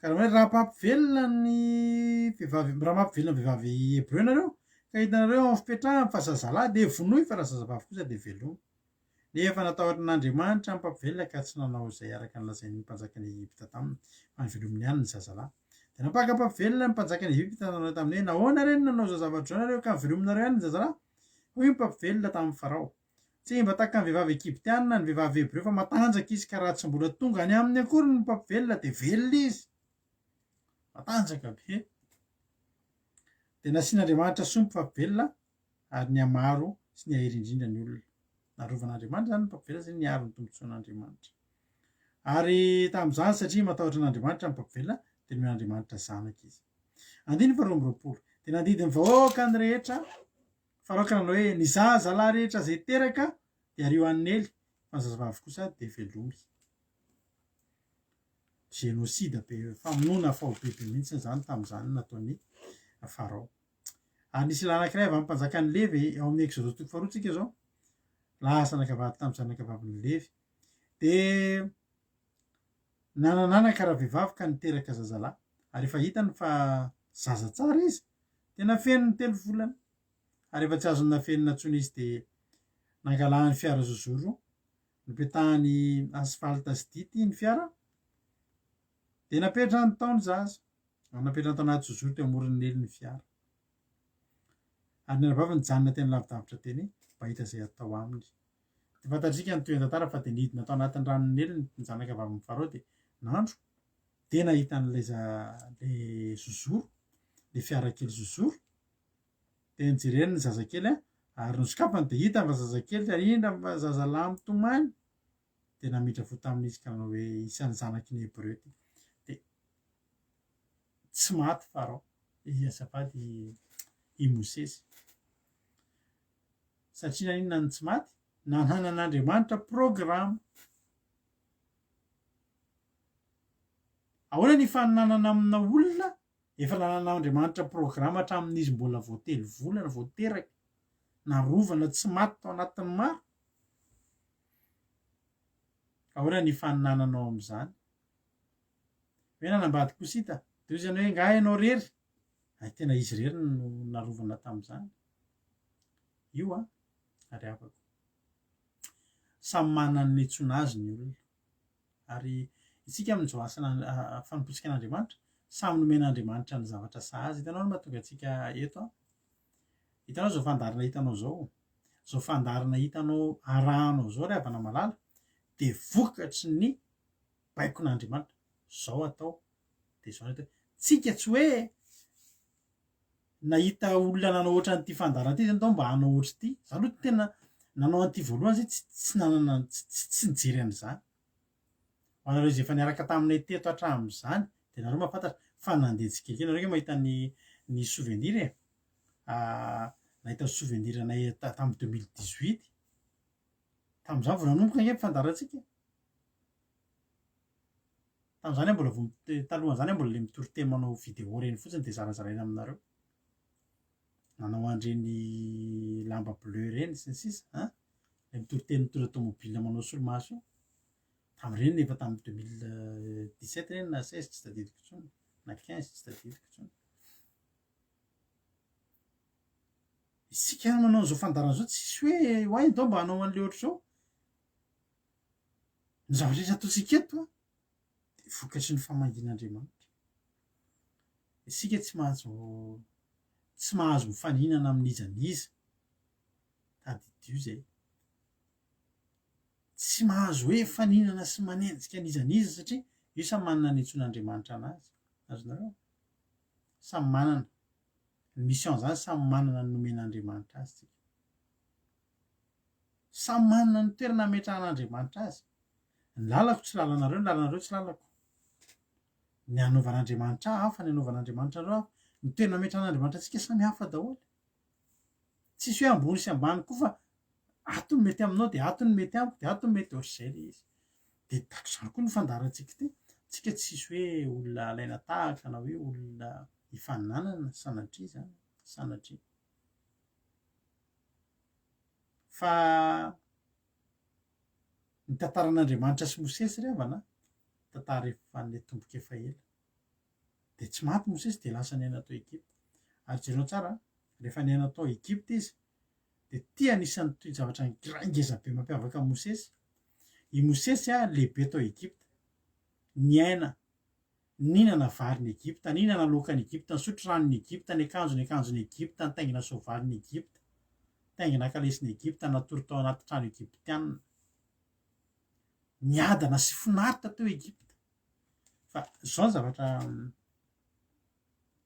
mahafinaritra tamin'ny Mosesy ahoana ny faninananao amina olona ohatr'izao any amin'ny Exodus 2:20 ary tam'izany androizany de rehefa lehibe Mosesy satria zany kely de nitezaina tao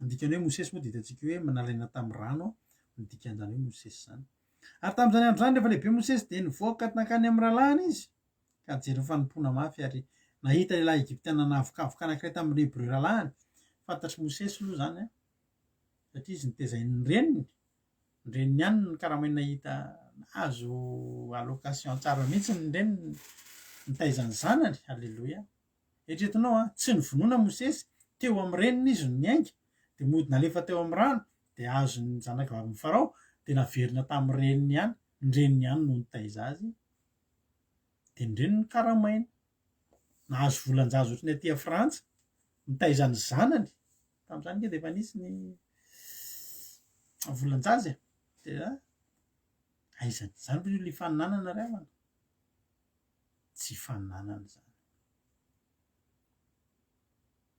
ianao zany mifaninana amin'olona voahositry Jehova zany karamaina ny reniny ohatra nareo vehivavy reo mena volo meny fanjakana frantsay volo nareo rehefa tsy miasa satria karamaina nareo hitaizany zanaka reo zay nge le izy ka teto de karamaina ny reniny any amin'ny Exodus 2:20 zany de io koa zany anabaviny tamin'ny zanaka vavin'ny Farao andeha akampitaiza amin'ny vehivavy Hébreu ka ty aminao mba hitaizany zaza ho anao ary hoy ny zanaka vavin'ny Farao andeha ary de lasa vavy naka ny reniny zaza ary hoy ny zanaka vavin'ny Farao eto ty zaza ty ka ty zao fa za andony karamanao fa aleriny reniny Mosesy ny zanany ihany ny zanany minono amin'ny reniny ale fandehany alefa azy fa matitra be le zanakareo nefa zanany ihany tsy mampatory nefa fahalery izy tsy ampatoriny iny amin'ny alina alleloia de nitezainy a ny aina teo Egypta ninana ny tombontsoan'ny Egypta fa Hebreo ary fantany rahalandry ary hitany amin'izay ny Egyptiana navokavoka ny rahalandry diny faharoa folo de nierikerika izy ka rehefa hitany fa tsisy olona de vonoiny le Egyptiana ary nasitriny tanaty fasika ny faty ino zany tiana tenenina amin'izany ny Egyptiana de fahavalon'Andriamanitra andeha ataontsika hoe Egyptiana de zao tontolo zao ty isika reto de mena eto amin'ny eto Egypta eto amin'izao tontolo zao ka moa tsika hoe mpivavaka de tsy menany misitraka ny tombotsoan'ity zao tontolo zao ty tangindrany tômôbily zao tontolo zao tsika mihinana ny sakafon'izao tontolo zao tsika mandray ny volan'izao tontolo zao tsika fa ny zavatra mahafinaritra toepony ary tena ampianariko anao ty toepony Mosesy ty androany ndao ianaratsika fa ianao miaina eto amin'ity zao tontolo zao ty fa de sosy ny teny fa raha tsy makahala n'ity zao tontolo zao ty tsika de tsy tian'Andriamanitra andao hoanitsika zay ihany zao tontolo zao miainitsika miasitsika mietsenitsika atao naovantsika ny akanjon'izao tontolo zao fananatsika fahamasinana alaitsika ny tombontsoa rehetra eto amin'izao tontolo zao fa tadidio fa tsy atsika ty zao tsy tia ty zao tontolo zao ty tsika azonareo ve zany tiako atongavana miaina eo Egypta izy misitraka ny tombontsoa Egyptiana rehetra fa Egyptiana noho ny vonoiny fa tsy Hebreo alleloia zany toepon'ny olona vita fifamatorana amin'Andriamanitra hatrany anatiny miaina eo amin'izao tontolo zao ianao miaina eto amin'izao tontolo zao ty ninona nananao eto amin'ity zao tontolo zao ty de vonoy foana ty zao tontolo zao ty vonoy foana ty zao tontolo zao ty tengeny ny tômôbilina tsara n'ity zao tontolo zao ty fa aza mandoalika amin'ity zao tontolo zao ty ianao fa vonoy raha mbo mikitikitika ny tombontsoan'ny rainao ny Hebreo ny taranaka voafidy alleloia betebengeravana betebengeravana ny olona am'izao miaina eto amin'izao tontolo zay de lasa ty zao tontolo zao ty ny fosy ny saina sy ny fanahana donoan'Andriamanitra daholo zavatra ty zao tontolo zao ty tsia alleloia azonao atao miaina teo Egypta Mosesy fa ny vonoiny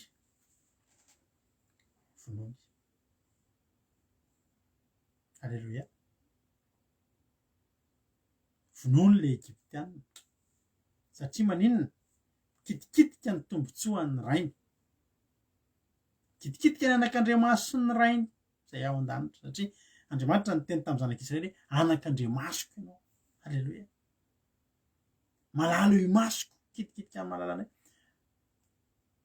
tsara zay zavatra teneniko anao zay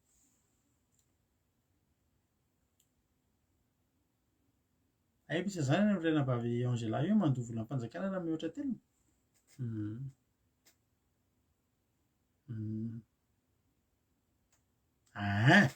zay zavatra tiana tenenina io amboarina efa nahitsiko ny teniko teny amin'ny tsiry amboaramielona io akanjo zao tontolo zao ty ka ty akanjo avy any an-danitra ty anaovako ty vidiko eo amin'izao tontolo zao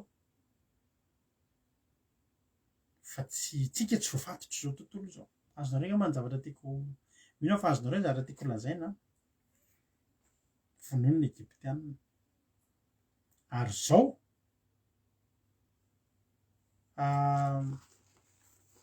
misy teny anakiretigrafy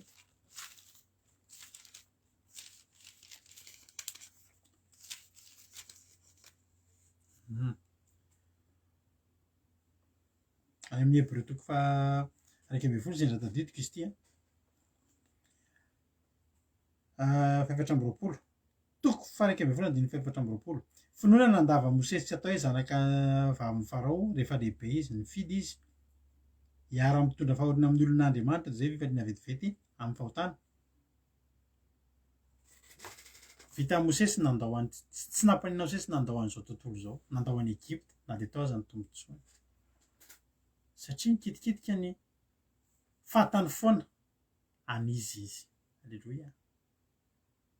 Fantaro ninona toerana misy anao fantaro anizy ianao. Ninona tombontsoa zava-mahafinaritra eto amin'ity zao tontolo zao ty de fantaro fa an'Andriamanitra ianao. Zay tokony atao fa vonoy zay tsy tokony hanao. Alleloia. Vonoy zay tsy tokony hanao. Tsy hoe miaina ty an-davitsika de zay ataon'ny olona rehetra ty an-davitra de ataonao nefa ianao mba olona kristianina. Fa vonoy rehefa mamono ny fanahinao de vonoy. Ary anisan'ny zavatra tsy azo edina hevitra ihany koa i Mosesy de olona mpakatoa. Izy nafantatra an'Andriamanitra izy. Ary reny lalina rehetra nilalovany reny na tonga azy ho lehilahy lehibe na ohatran'ny boky 5 voalohany tao amin'ny baiboly, Genesis, Exodose, Leviticus, Nomery, Deuteronomia. Mosesy daholo mantsy nanoratra andreo. De noho ny fianony an'Andriamanitra. Avy amin'Andriamanitra daholo no nanoratany andreo. Mosesy zany de olona mpiaino an'Andriamanitra. Ary hitantsika tsara ny tantaran'ilay roy memy. Fa rehefa nitsoaka Mosesy de Mosesy tsy navelan'Andriamanitra maty. Tsy navelan'Andriamanitra maty. Ahoana moa navelan'Andriamanitra ho faty? Raha navelan'Andriamanitra ho faty Mosesy taria le taloha taria izy de fa maty. Tsy nisy zany hoe velona 3 volana de anao aza matahotra ho faty ny olanao io zany. Tsy mbola fotoana fahafatesanao zao. Raha maty ny eo nefa efa maty talohany io. Fa ianao iona amin'Andriamanitra, ny tanjon'Andriamanitra aminao. Ananan'Andriamanitra programa Mosesy. Le programa de zao. Miala tao Egypte. De nafoy any Egypte. Lasa olona klosara kely. Lasa olona tena mampalahelo kely nitady asa taman'olona tsy nanana ninina. Lasa mpiandry ondry. Nefa teo ajaina. Tsongon'olombolo satria zanaky Farao. Fa nifidy ny tso zanaky Farao izy. Alohany mijanona ho Hebreo. Lasa izy niandry ondry. Fa ny zava-mahafinaritra tsy azo hifaninanana aminy de zao. Nahita fahitana izy. Any amin'ny Exodose 4 de ny faharoa. Ary le anjeny Jehova niseho teo aminy tao anatin'ny lafo tamin'ny roy memy anankiray. De nijery izy ka indro ndrehatra ny afo. Roy memy. Ka tsy nahalevonana. Ary io Mosesy ivily kely ahy izaho io fahitana lehibe io. Ahafantarako zay tsy ahalevonan'ny roy memy. Rehefa hitan'ny Jehova fa nivily izaho izy de niantso azy tao voan'ny roy memy Andriamanitra ka noery Mosesy ary Mosesy. Ary izy intia. I Miriam tsy nanao an'izany. I Arona tsy nahita an'izany. Fa i Mosesy no fidian'Andriamanitra itenenany ary nomeny programa, nomeny anjara asa de namoaka ny zanak'Israely. Amoaka ny zanak'Israely. Ary voalazan'ny ten'Andriamanitra teo fa Mosesy de olona tsara fanahy. Tsara fanahy be mihitsy izy. Fa olona tsara fanahy fa nanambady Kosita ve mety sa ratsy fanahy be mihitsy fa mpamono vady nefa nanambady Hebreo. Zao ry havana malala. Seka ho ararotin'izy menada ary ny tena marina efa tanatin'izy menada ihany zay zavatra e. Io mantsy zavatra efa tao anatin'ny fony io. Za rehefa taloha miaraka amin'ny namako. De rehefa misy zavatra tianao hivoaka ao anatin'ny fony namanao io de ampisotro toaka, miarah misotro toaka. Rehefa mamy mivoaka daholo amin'izay ny alahelo efa hatramin'izay. Za tsy mba tenen'ny namako an'izany mihitsy hoe miarah misotro de misy zavatra mivoaka avy any am-bavany de rapitso amin'izay hoy izy le namako izay. Teneniny zavatra be dia be tefa mamy izy. De ny azy de enoko daholo. Za koa mamy ihany fa mitadidy. Iaraha tena ohatry azy. Iaraha tena ohatry zao e. Zany. Ny apitso amin'izay izy miteny. Tena mifona ao izy tamin'ny teniko rehetra fa mamy aho. Izay tsisy ifonan'izany fa reny mihitsy ny tena atao am-ponao. Mamy ny olona vao mivoaka daholo fa aza mitaza mba miteny zany hoe miala tsiny tamin'ny teniko fa mamy aho. Reny mihitsy nefa tokony voaka tao fa tsy mivoaka reny tsy nisy toaka. Ary havana. Efa tao am-pony izy menada. ny andrombaka ny toerany Mosesy mitarika io a de fa ty foana ve nitarika atsika eto ahoana ary ny atao tsy haiko nge mba tsy nge mba mivavaka koa e ka anao afaka mivavaka fa rehefa tsy mbola ianao aloha no mitarika de tsy mbola ianao e fa nararotiny izy menadala izy ary nytenenany hoe mo Mosesy any va no tenenany Jehova tsy zay koa va ny tenenany ary attention fa Jehova mihaino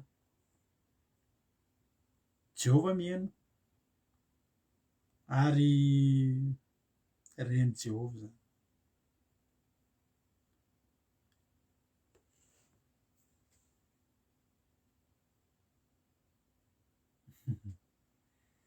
zany taloha zany fa tsisy misotro toaka izany tsosy fa de tenany hoe misy zavatra anatin'ny fon'ny olona amin'ny fotoana anankiray mivoaka iny amin'ny fotoana anankiray tena mivoaka iny ary tsy naveran'Andriamanitra ny afina satria olona hiaraka foana angery zareo reto de tsy naveran'Andriamanitra ny afina atao anatin'ny fony fa tena niporofon'Andriamanitra teto ry havana midina Jehova hitsara ny ady ary io zavatra io teneniko anareo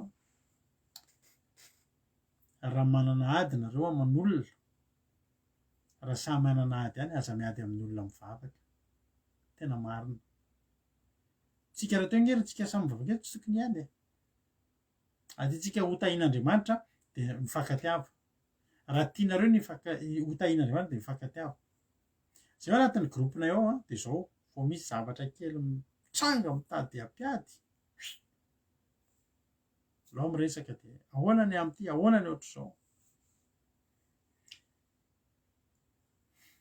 mba haninona mba tsy hampiady fa mahafinaritra ny fitahian'Andriamanitra ary fitahian Jehova de miodidina eo amin'ny raharaha miara-monina sy mifankatia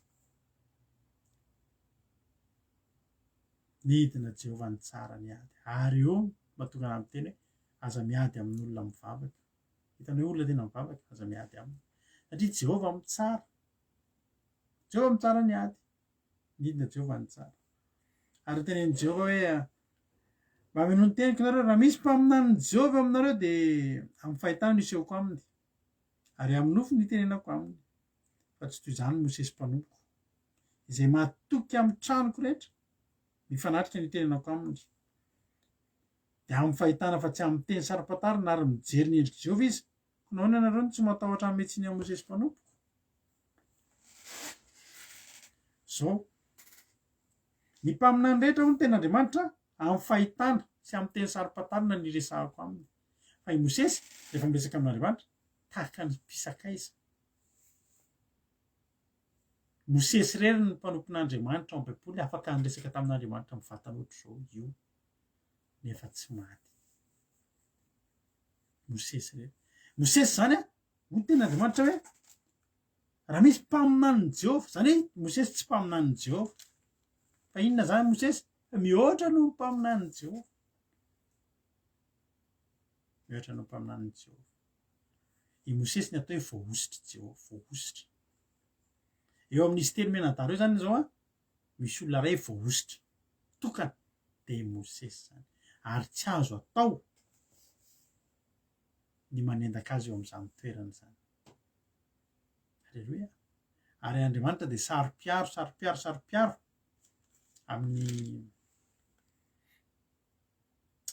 amin'ny olona voahosiny any amin'ny Salamy 5:1 afaka itsika kely Salamy 5:1 misy teny manao hoe Salamy 5:1 hoe ten'Andriamanitra hoe aza manendry ireo voahositro ary aza manisy ratso ireo mpaminaniko aza manendry ireo voahositro aza manisy ratso ny mpaminaniko ary i Davida nahay an'izany lesona zany i Davida any amin'ny Samuela voalohany 7:20 de tokony ny afaka namono any Saoly fa namono afaka mamono any Saoly fa manino Saoly nyvonoana satria Saoly te hamono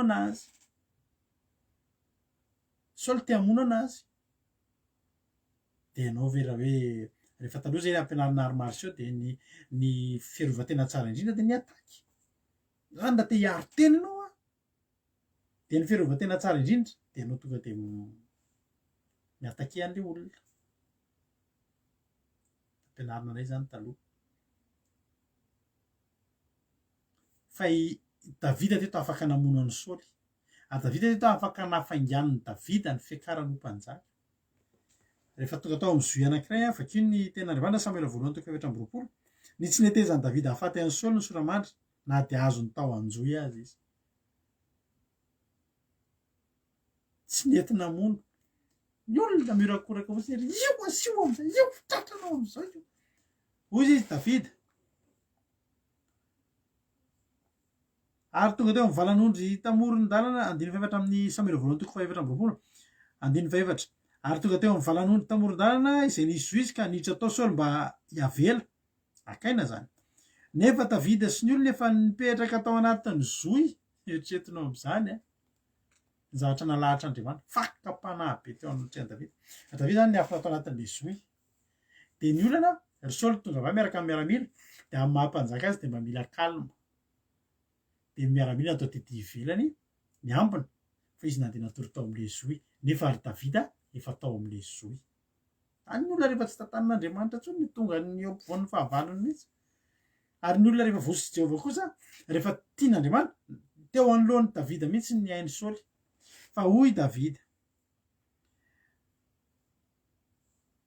ary hoy ny olona ny davida taminy zao ny andro nolazainy Jehovah taminao hoe indro atolotra eo an-tananao ny fahavalonao ataonao arak'izay sitraka ao de nitsangany davida ka nitsaitsaika nanapaka ny sisin'ny kapotiny Saoly sisin'ny akanjony zany par-dessus pony Saoly azafady tena marina tokoa fa tena efa nitenenin'Andriamanitra an'izany davida hoe indro atolotra eo an-tananao ny fahavalonao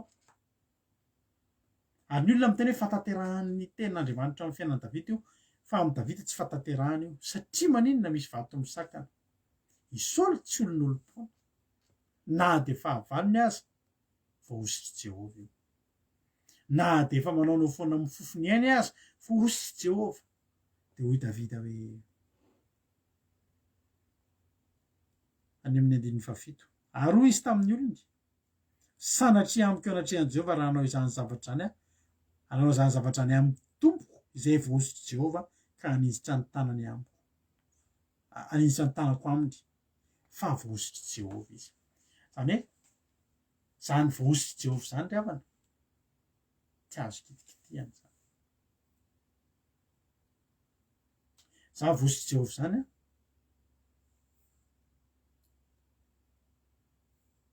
zavatra ohatry hoe zavatra tsy azo kitihana tsy azo kitihana ka i Mosesy tandremo fa tsy mpaminany fotsiny na mpivavaka fotsiny fa voahositry Jehovah voahositry Jehovah ary zany teny zany davida tsy hoe mpitaripaty filam-bava teto davida tsy nety namono any Saoly na de efa ny fofony ainy ary fa tazomy davida hatramin'ny farany io retona fa maty Saoly Amalekita anankiray namono any Saoly any Samuela faharoa toko voalohany 19 maty Saoly fa tena 19 rehefa maty Saoly niraisiny davida ny fitafiany ka nitriariny de mba nanao zany koa ny olona rehetra de nisaona sy ny tomany sy ny fadianana paraparivon'ny andro izy no ny amin'ny Saoly sy Jonatana zanany sy ny olon'ny Jehovah ny taranak'izay satria lavitsabatra ireny nalahelo davida ary izy davida tamin'ilay zazalahy zatovina nambaranina avaiza ianao ary hoy izy zanaky ny vahiny Amalekita anao io le tsy nentina amin'ony Saoly ny Amalekita io Amalekita ny namono azy vonoiny ny Amalekita fa amono anao io de hoy davida tamin'ny nahoana ianao tsy natao hatraninjitra ny tananao amono ny vohositry Jehovah tezitra davida ny vonoiny olona io na antony olona io satria naninona davida aza mpanjaka davida aza lehibe noho izy tsy sa davida ngefa vohositra tao aorianan'io izy niona tamin'ny davida tao amin'ny zoy io fa tsy vitany davida ary tsy sahany davida ny namono any Saoly satria maninona aminy de mbola vohositry Jehovah io zany miteny anao androany misy fotoana ianao malahelo amina olona nefa olona mivavaka mety mpanompon'Andriamanitra mihitsy aza manozona azy ianao aza metsoana Andriamanitra fa teto nge davida nge ravany isaoly a napetraky davida ho voasitry jehova fa ny tanany davida tanany jehova nefa tsy tamin'ny saoly tsony efa tamin'ny davida fa davida lanina zay toe-po zay voamena tonga an'andriamanitra nomba azy za de teny aminao androany tsy azo kitihana mosesy a tamin'io fotoana io satria eo anatrehan'andriamanitra tsy azo kitihana ny toerana nametrahany i andriamanitra ny mosesy nefa itoerany mihitsy ny kitikitihana izy menada nandray tsy vita rehefa tsy vita raha nabaviny ana mainsoa fa mifanamasina mavita vava fa mifanamasina atonga anao avita zay misy fotoana tsy mora ny zany zavatra teny aiko zany nge tsy mora e fa za de tena amin'ny fotsiny hoe takany akanisantsika ny an-danitra tsy mora fanamasina no mitadidalana atsika io de angatao fa ny zavatra tsy vitanao vita ny fanahy masina de ny fanamasina hidinao anatinao ampahery anao de vitanao zany alleloia teoko anareo fotsiny hoe zay rehefa mivavaka ny olona natonga anay lasa bokany trosa hoa tena navelanay ary tena navelanay izay tsy vitanay zany tamin'izay mbola tsy nivavaka fa tena rehefa mifanahy masina ny mamangy vitanao mamela heloka na ny olona zay kamono anao ary alleloia de mangata amin'ny fanahy masina fatony anao zany zao zany zavatra tiako lazaina amitsika hoe andriamanitra vonin'andriamanitra hidina amin'ny kerobima mihitsy any amin'ny ezekela misy an'izany teny zany mahafinaritra ty teny ty ezekela toko fahavalo amby roapolo andininy efatra amby folo manao hoe ianao de kerobima voahositra izay manaloka fa voatendrika ianao ary teo tendrombohitra masin'andriamanitra ianao ary tamin'ny vatomrehetra nitsangatsangananao ikirosy a misy afatimy amby efapolo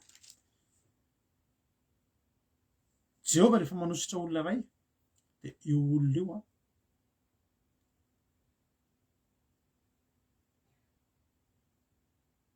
de tena sarobidy amin'andriamanitra ary ohatrany hoe andriamanitra manara-maso an'izy io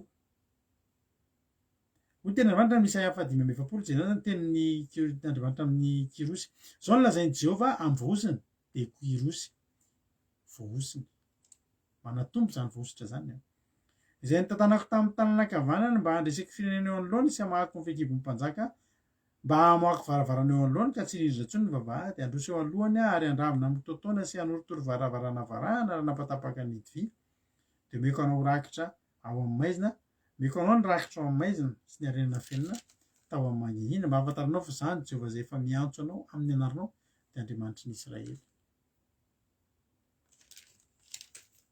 zany ny tombotsoan'ny vohositra ka i Mosesy a nanaiky nosoran'andriamanitra nanomboka teo dia nampetraka tao Egypta izy mandra-pahalehibeny de tsy adinony fa zanak'andriamanitra izy ary efa tonga fotoana niantsoan'andriamanitra azy nieno izy nieno an'izay tenen'andriamanitra teo amin'ilay zavatra tsy fahita izy ary zay tenen'andriamanitra taminy teo ny sitrapon'andriamanitra ny tanterahany dolona ndana makary ndana ataovy zao ndana zao atao de nataony satria sitrapon'andriamanitra dia tsy azo atao no mikitika azy satria vohositry Jehova i Mosesy za de teny aminao androany raha tonga vohositry Jehova tahaka ny Mosesy sika anao ny sitrapony a ity azy a manana fahalemem-panahy nanazava Mosesy zany satria i Mosesy a ny lehilahy anotokana tsy ny sakafo valopolo andro enao mety olona tsy misakafo valopolo andro tsy efa maty noho ny inona noho ny fitiavany olona fady anina efapolo andro sy efapolo alina izy nidina avany izy nanompo sampy ny zanak'Israely de nakapony tamin'ny tany ny vato fisaka izay tombontsoa tokony ho an'ny Israely ny tao fa noho ny alahelo ny andreo Israely na de natezitra azy ary niakatra teny ambony tendrombohitra izy de nifady anina efapolo andro sy efapolo alina faharoa izy ny olona vita ifady anina 20 alina sy 20 andro amin'olona ray nefa olona mahaditra raha tsy olona malemy fanahy ho tahin'Andriamanitra ny antsika rehetrarehetra androany a za tsy teny aminao hoe boka zay manenjika mpanompon'Andriamanitra fa za teny aminao mandroany manao hoe aza maka toeran'ny Miriam sy Arona ianao fa ndao tsika ezaka mba ho tonga ho tahaka ny Mosesy eo imason'Andriamanitra izasy ianao raha tonga tahaka ny Mosesy eo imason'Andriamanitra izasy ianao amin'ny alalan'ny fiainoantsika an'Andriamanitra sy ny fankatoavantsika anazy ny fanatonantsika azy ny fanaovantsika ny sitrapony ny fiainoantsika azy de za tety aminao fianao olona tsy azo kitikitihana ianao olona tsy azo kitikitihana ny olona tahaka anao raha tonga tahaka andry Mosesy a izasy ianao androany manasa anao mihitsy aho hoe ataovy zay tonga anao hoe an'Andriamanitra ataovy zay tonga anao a ho voaosy Jehova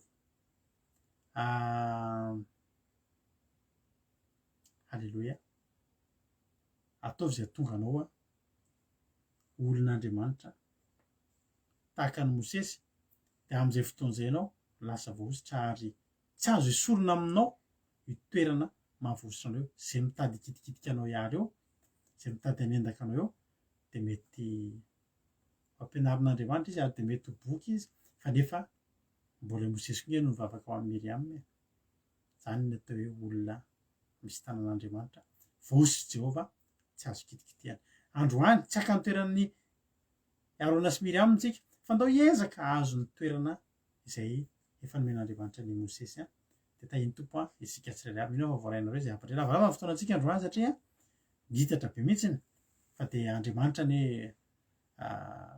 hitahantsika tsirairay aby misaotra anao naharitra fa tsy nihena mihitsy tsika teto mandra-patapitra fa hieno hira alohantsika de hivavaka tsika orinà zay amiaranantsika ny fotoana tahiny tompo isika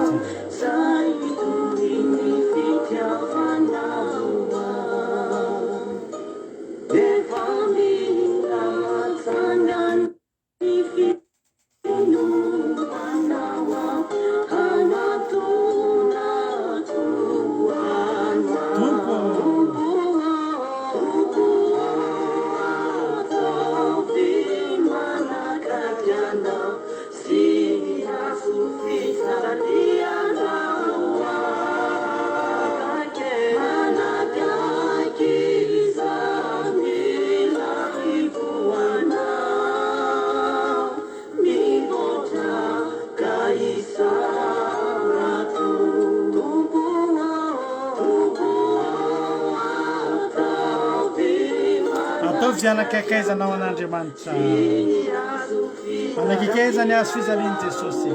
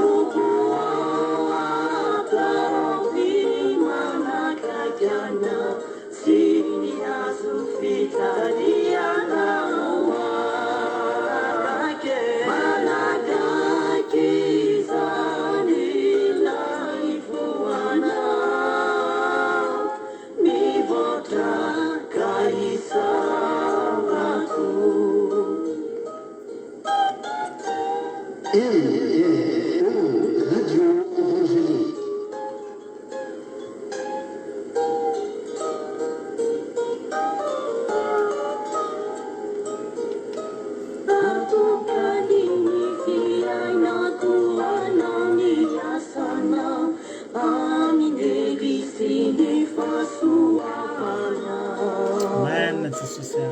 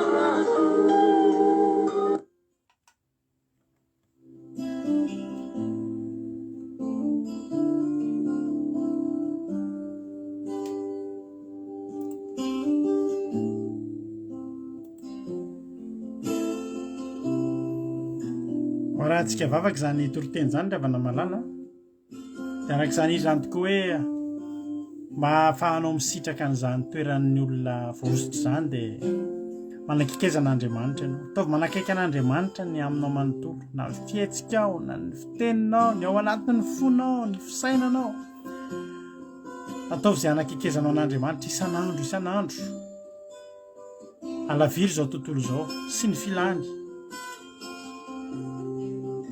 fa i Mosesy ravana nitokana mihitsy izy rehefa hiresaka amin'Andriamanitra ary i Mosesy rehefa hivavaka dia niazo mifanalavitra amin'ny olona ny tranolayany ary ny olona mijery avy lavitra fa tsy mahita ny setroka ny rahoana midina eo amin'ny tranolayany Mosesy endriky ny fanatrehan'Andriamanitra ataovy izay atonganao akaikin'Andriamanitra atonganao ho voaositra mihoatra noho ny mpaminany misy fotoana andaontsika hisaotra an'Andriamanitra satria misy ny fotoana disontsika teo anatrehan'ny olona misy fotoana tsika tena diso eo anatrehan'ny olona manoloana mihoatra amin'ny olona anankiray izay mety mananady amintsika tena manana fahadisoantsika fa Jesosy ravana mbola nijoro ny aro anao ary tsy nalala baraka anao fa nijoro namokana tanatin'ny ady dia mbola nataony niavaka ianao zava-dehibe loatra zany ka mahatonga antsika hisaotra an'Andriamanitra androany hoe Andriamanitra na dia nanambady vehivavy kosita aza Mosesy no takonanao reny fa mbola nomenao ny anjara voninahiny teo anatrehan'ny olona zay nika anongana azy Mosesy satria maninona satria malala an'Andriamanitra satria voaositry Jehova ameanao ny ranony any Andriamanitra na dia misy azan'ny fahadisoana mety nalehanao anomeanao ny ranony any Andriamanitra anomeanao ny ranony any Andriamanitra nivavaka ny amin'izantsika amin'izao fotoana izao Jesosy eo misaotra ny amin'reto mpanomponao misaotra Jesosy satria na dia efa alina ny fotoana dia mbola reto ny mpanomponao indreto ny mpanomponao mbola mitady ny fomba ahafahana mifanakaiky aminao ary dia misaotranao hatrany nanamarina anay tao anatin'izay fotoana izay efa nirahanay taminao Andriamanitra dia manamarina anay ianao ary tena tsapanay sy renay fa tsy mendrika akory izay nefa tena ho hamarinina ny amin'ny rahanao Jesosy dia taio tompo taio izay mpanomponao reto ny devoly dia miezaka izay atonga anay hiala eo amin'ny toerana mahazanak'Andriamanitra anay, te hanongana anay eo masom-bahoaka. Nefa Andriamanitra misaotra fa mbola fombanao anay, dia mbola tsy navelanao voakitika izahay, ary niporofonao fa mbola kasitrahanao zahay. Jehovah Andriamanitra, saromy fankasitrahana reto mpanomponao izay miaro tory mihaino tenin'Andriamanitra. Saromy ny fankasitrahanao Jehovah Andriamanitra, saromy ny rariny avy eo aminao Jehovah Andriamanitra. Ataovy mahita fiteo aminao ihany, satria voahosotrao Jehovah Andriamanitra. Matoky sominao fa niza ny haino teto indray androany dia mandray an'izany anjara fity lehibe izany Jehovah Andriamanitra avy aminao, dia hanome anay ny rariny hatrany anenao. Ampianaro izay ahay ny hakatoanao, hanaradianao, hitady sitraka eo aminao isan'andro izay mba hitany sitraka izay hitany Mosesy teo aminao Jehovah Andriamanitra. Dia manay ny toe-panahy araka an'Andriamanitra izay tao Mosesy ahafahany mahita ny fitiavan'Andriamanitra. Saotra raha eo. Dia volosin'ny Satana faritra amin'ny rahanao tsy afaka hitsaingo ka na dia litera tamin'izay nafafy teto androany fa amin'ny anaranao Jesosy amoha avy zato eny aty am-pony tsirairay avy izany teny izany. Saotra Jesosy Halleluia. Amen. Hivavakantsika amin'izao fotoan'izao ny firenena mampandrotsika ny anabavintsika Mariette Monique avy any Koweït hivavaka ho an'ny firenena amin'izao fotoan'izao. Tany tompo ranabavy Monique.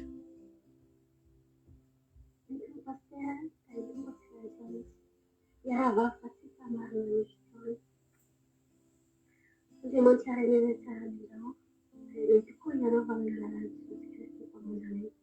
Misaotra anao izahay fa tsy hatamiafaka vavy tsy foron'andro. Misaotra anao izahay amin'ny fitondranao fanamponao. Misaotra anao ny fitantananao anay. Misaotra Andriamanitra amin'ny fanatsinanao satria anao dia zava-bakola foana loatra izay nataon'ny Bebe Joa. Misaotra Jesosy mahay ny afo Andriamanitra.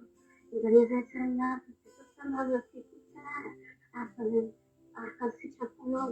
Izany Andriamanitra rehetra izay tsy araka ny sitraponao Jesosy ao anatinay indraindray mbola mitangalatinao. Indraindray Andriamanitra mbola maloto tsy misy ianao Jesosy. Jesosy zany Jesosy malala mba hoanina teko tsara izahay tahaka ny Mosesy. Jesosy malala ho iran'ezo teny zany isantsangana isan'andro isan'andro ho tafiditra ao am-polay ary ny fananao masina ny mpazony zany teny zany ao am-polay tsirairay Jesosy. Iran'ezo toratety mienzo teny zany tsy ho derinay hoe Jesosy malala ao fa an'izany teny piarava amfinano mihitsy. Ary mbola resaka fasiovanao azy Jesosy malala ny tondram-bavaka ny firenenay firenenao dia tsy misy miafianao ny zavatra miseho ny firenena zany. Maneky tonatsinanao zahay Jesosy fa mavita izahay fanao ratsy izahay ary fanao mety zany koa Jesosy malala mety aminao ny famonjam-ponao ny Andriamanitra ny vatanay dia ny firenenanay rotsaka ny firenenanay mila famonjam-ponao tena hoe fa maro lolo izay seho amin'ny firenenanay Jesosy malala ao dia ny famonjam-ponao tanteraka mitondram-barotra rehetra salama ny hôpitaly na hietoka trano izy manefa toerana izy fibre Jesosy ny tanànao manery Jesosy hanasitrina izy retanteraka. Mitondram-barotra ny le-dahalo manokana Jesosy malala mba mivafo ambafananao masina ny mpasy izy retanteraka mba atonga izy re mivafo Jesosy malala ao mba afantarina izy re kosa izy re vangaram-piarasy dia atao izy re zao mba atonga olom-baovao izy re milomba ary miala tanteraka amin'ny mpiarasy Jesosy. Tsy miafy aminao koa ny fianakavianay izay rehetrarehetra izay tonga eto marao izy re Jesosy malala mbola tsy mahafantatra ny mombanao tsy mahafantatra ny sitraponao aza Jesosy nareo andrafo mikasika foana izy re Jesosy malala mba ilay anato izy re mba atonga izy re anatonanao Jesosy andesy lahatra izy re izay tsy takitra saina olombelona Jesosy malala ao eny zay teo amin'ny toerana izay misy izy re anao Jesosy lasa taminay tahaka an'izahay tahaka anaty lavitra izay misy izy re koa nandesy lahatra tahaka nandesy anao lahatra ilay koa tonga de Jesosy malala ny andrisany alasa amin'io ambaton'izy rehefa mandeha mandeha natovina hiala amin'ny ratsy fanehoany sambo Jesosy afatsitako anao Jesosy lasa miandray anao sefamonjy fiainana izy regny ankehitr'izay sarakety fanasianao Jesosy sanady ilay ambiana anao ambiana ary andrinao ane iaro ane isaky fantrano izao aly izao fandatsiana Jesosy ny zavatra nisy amampite fitantananao rehefa zay raha isarakety anao tsy saraka aminay amin'anarana Jesosy manovana izy mivavaka resaka ny tonga tako ty lameko hoe tokotry ny teto sy mijaritsy anao mahafantatsy mahasoa anay mahatsara anay tsareveka amin'anarana Jesosy amen.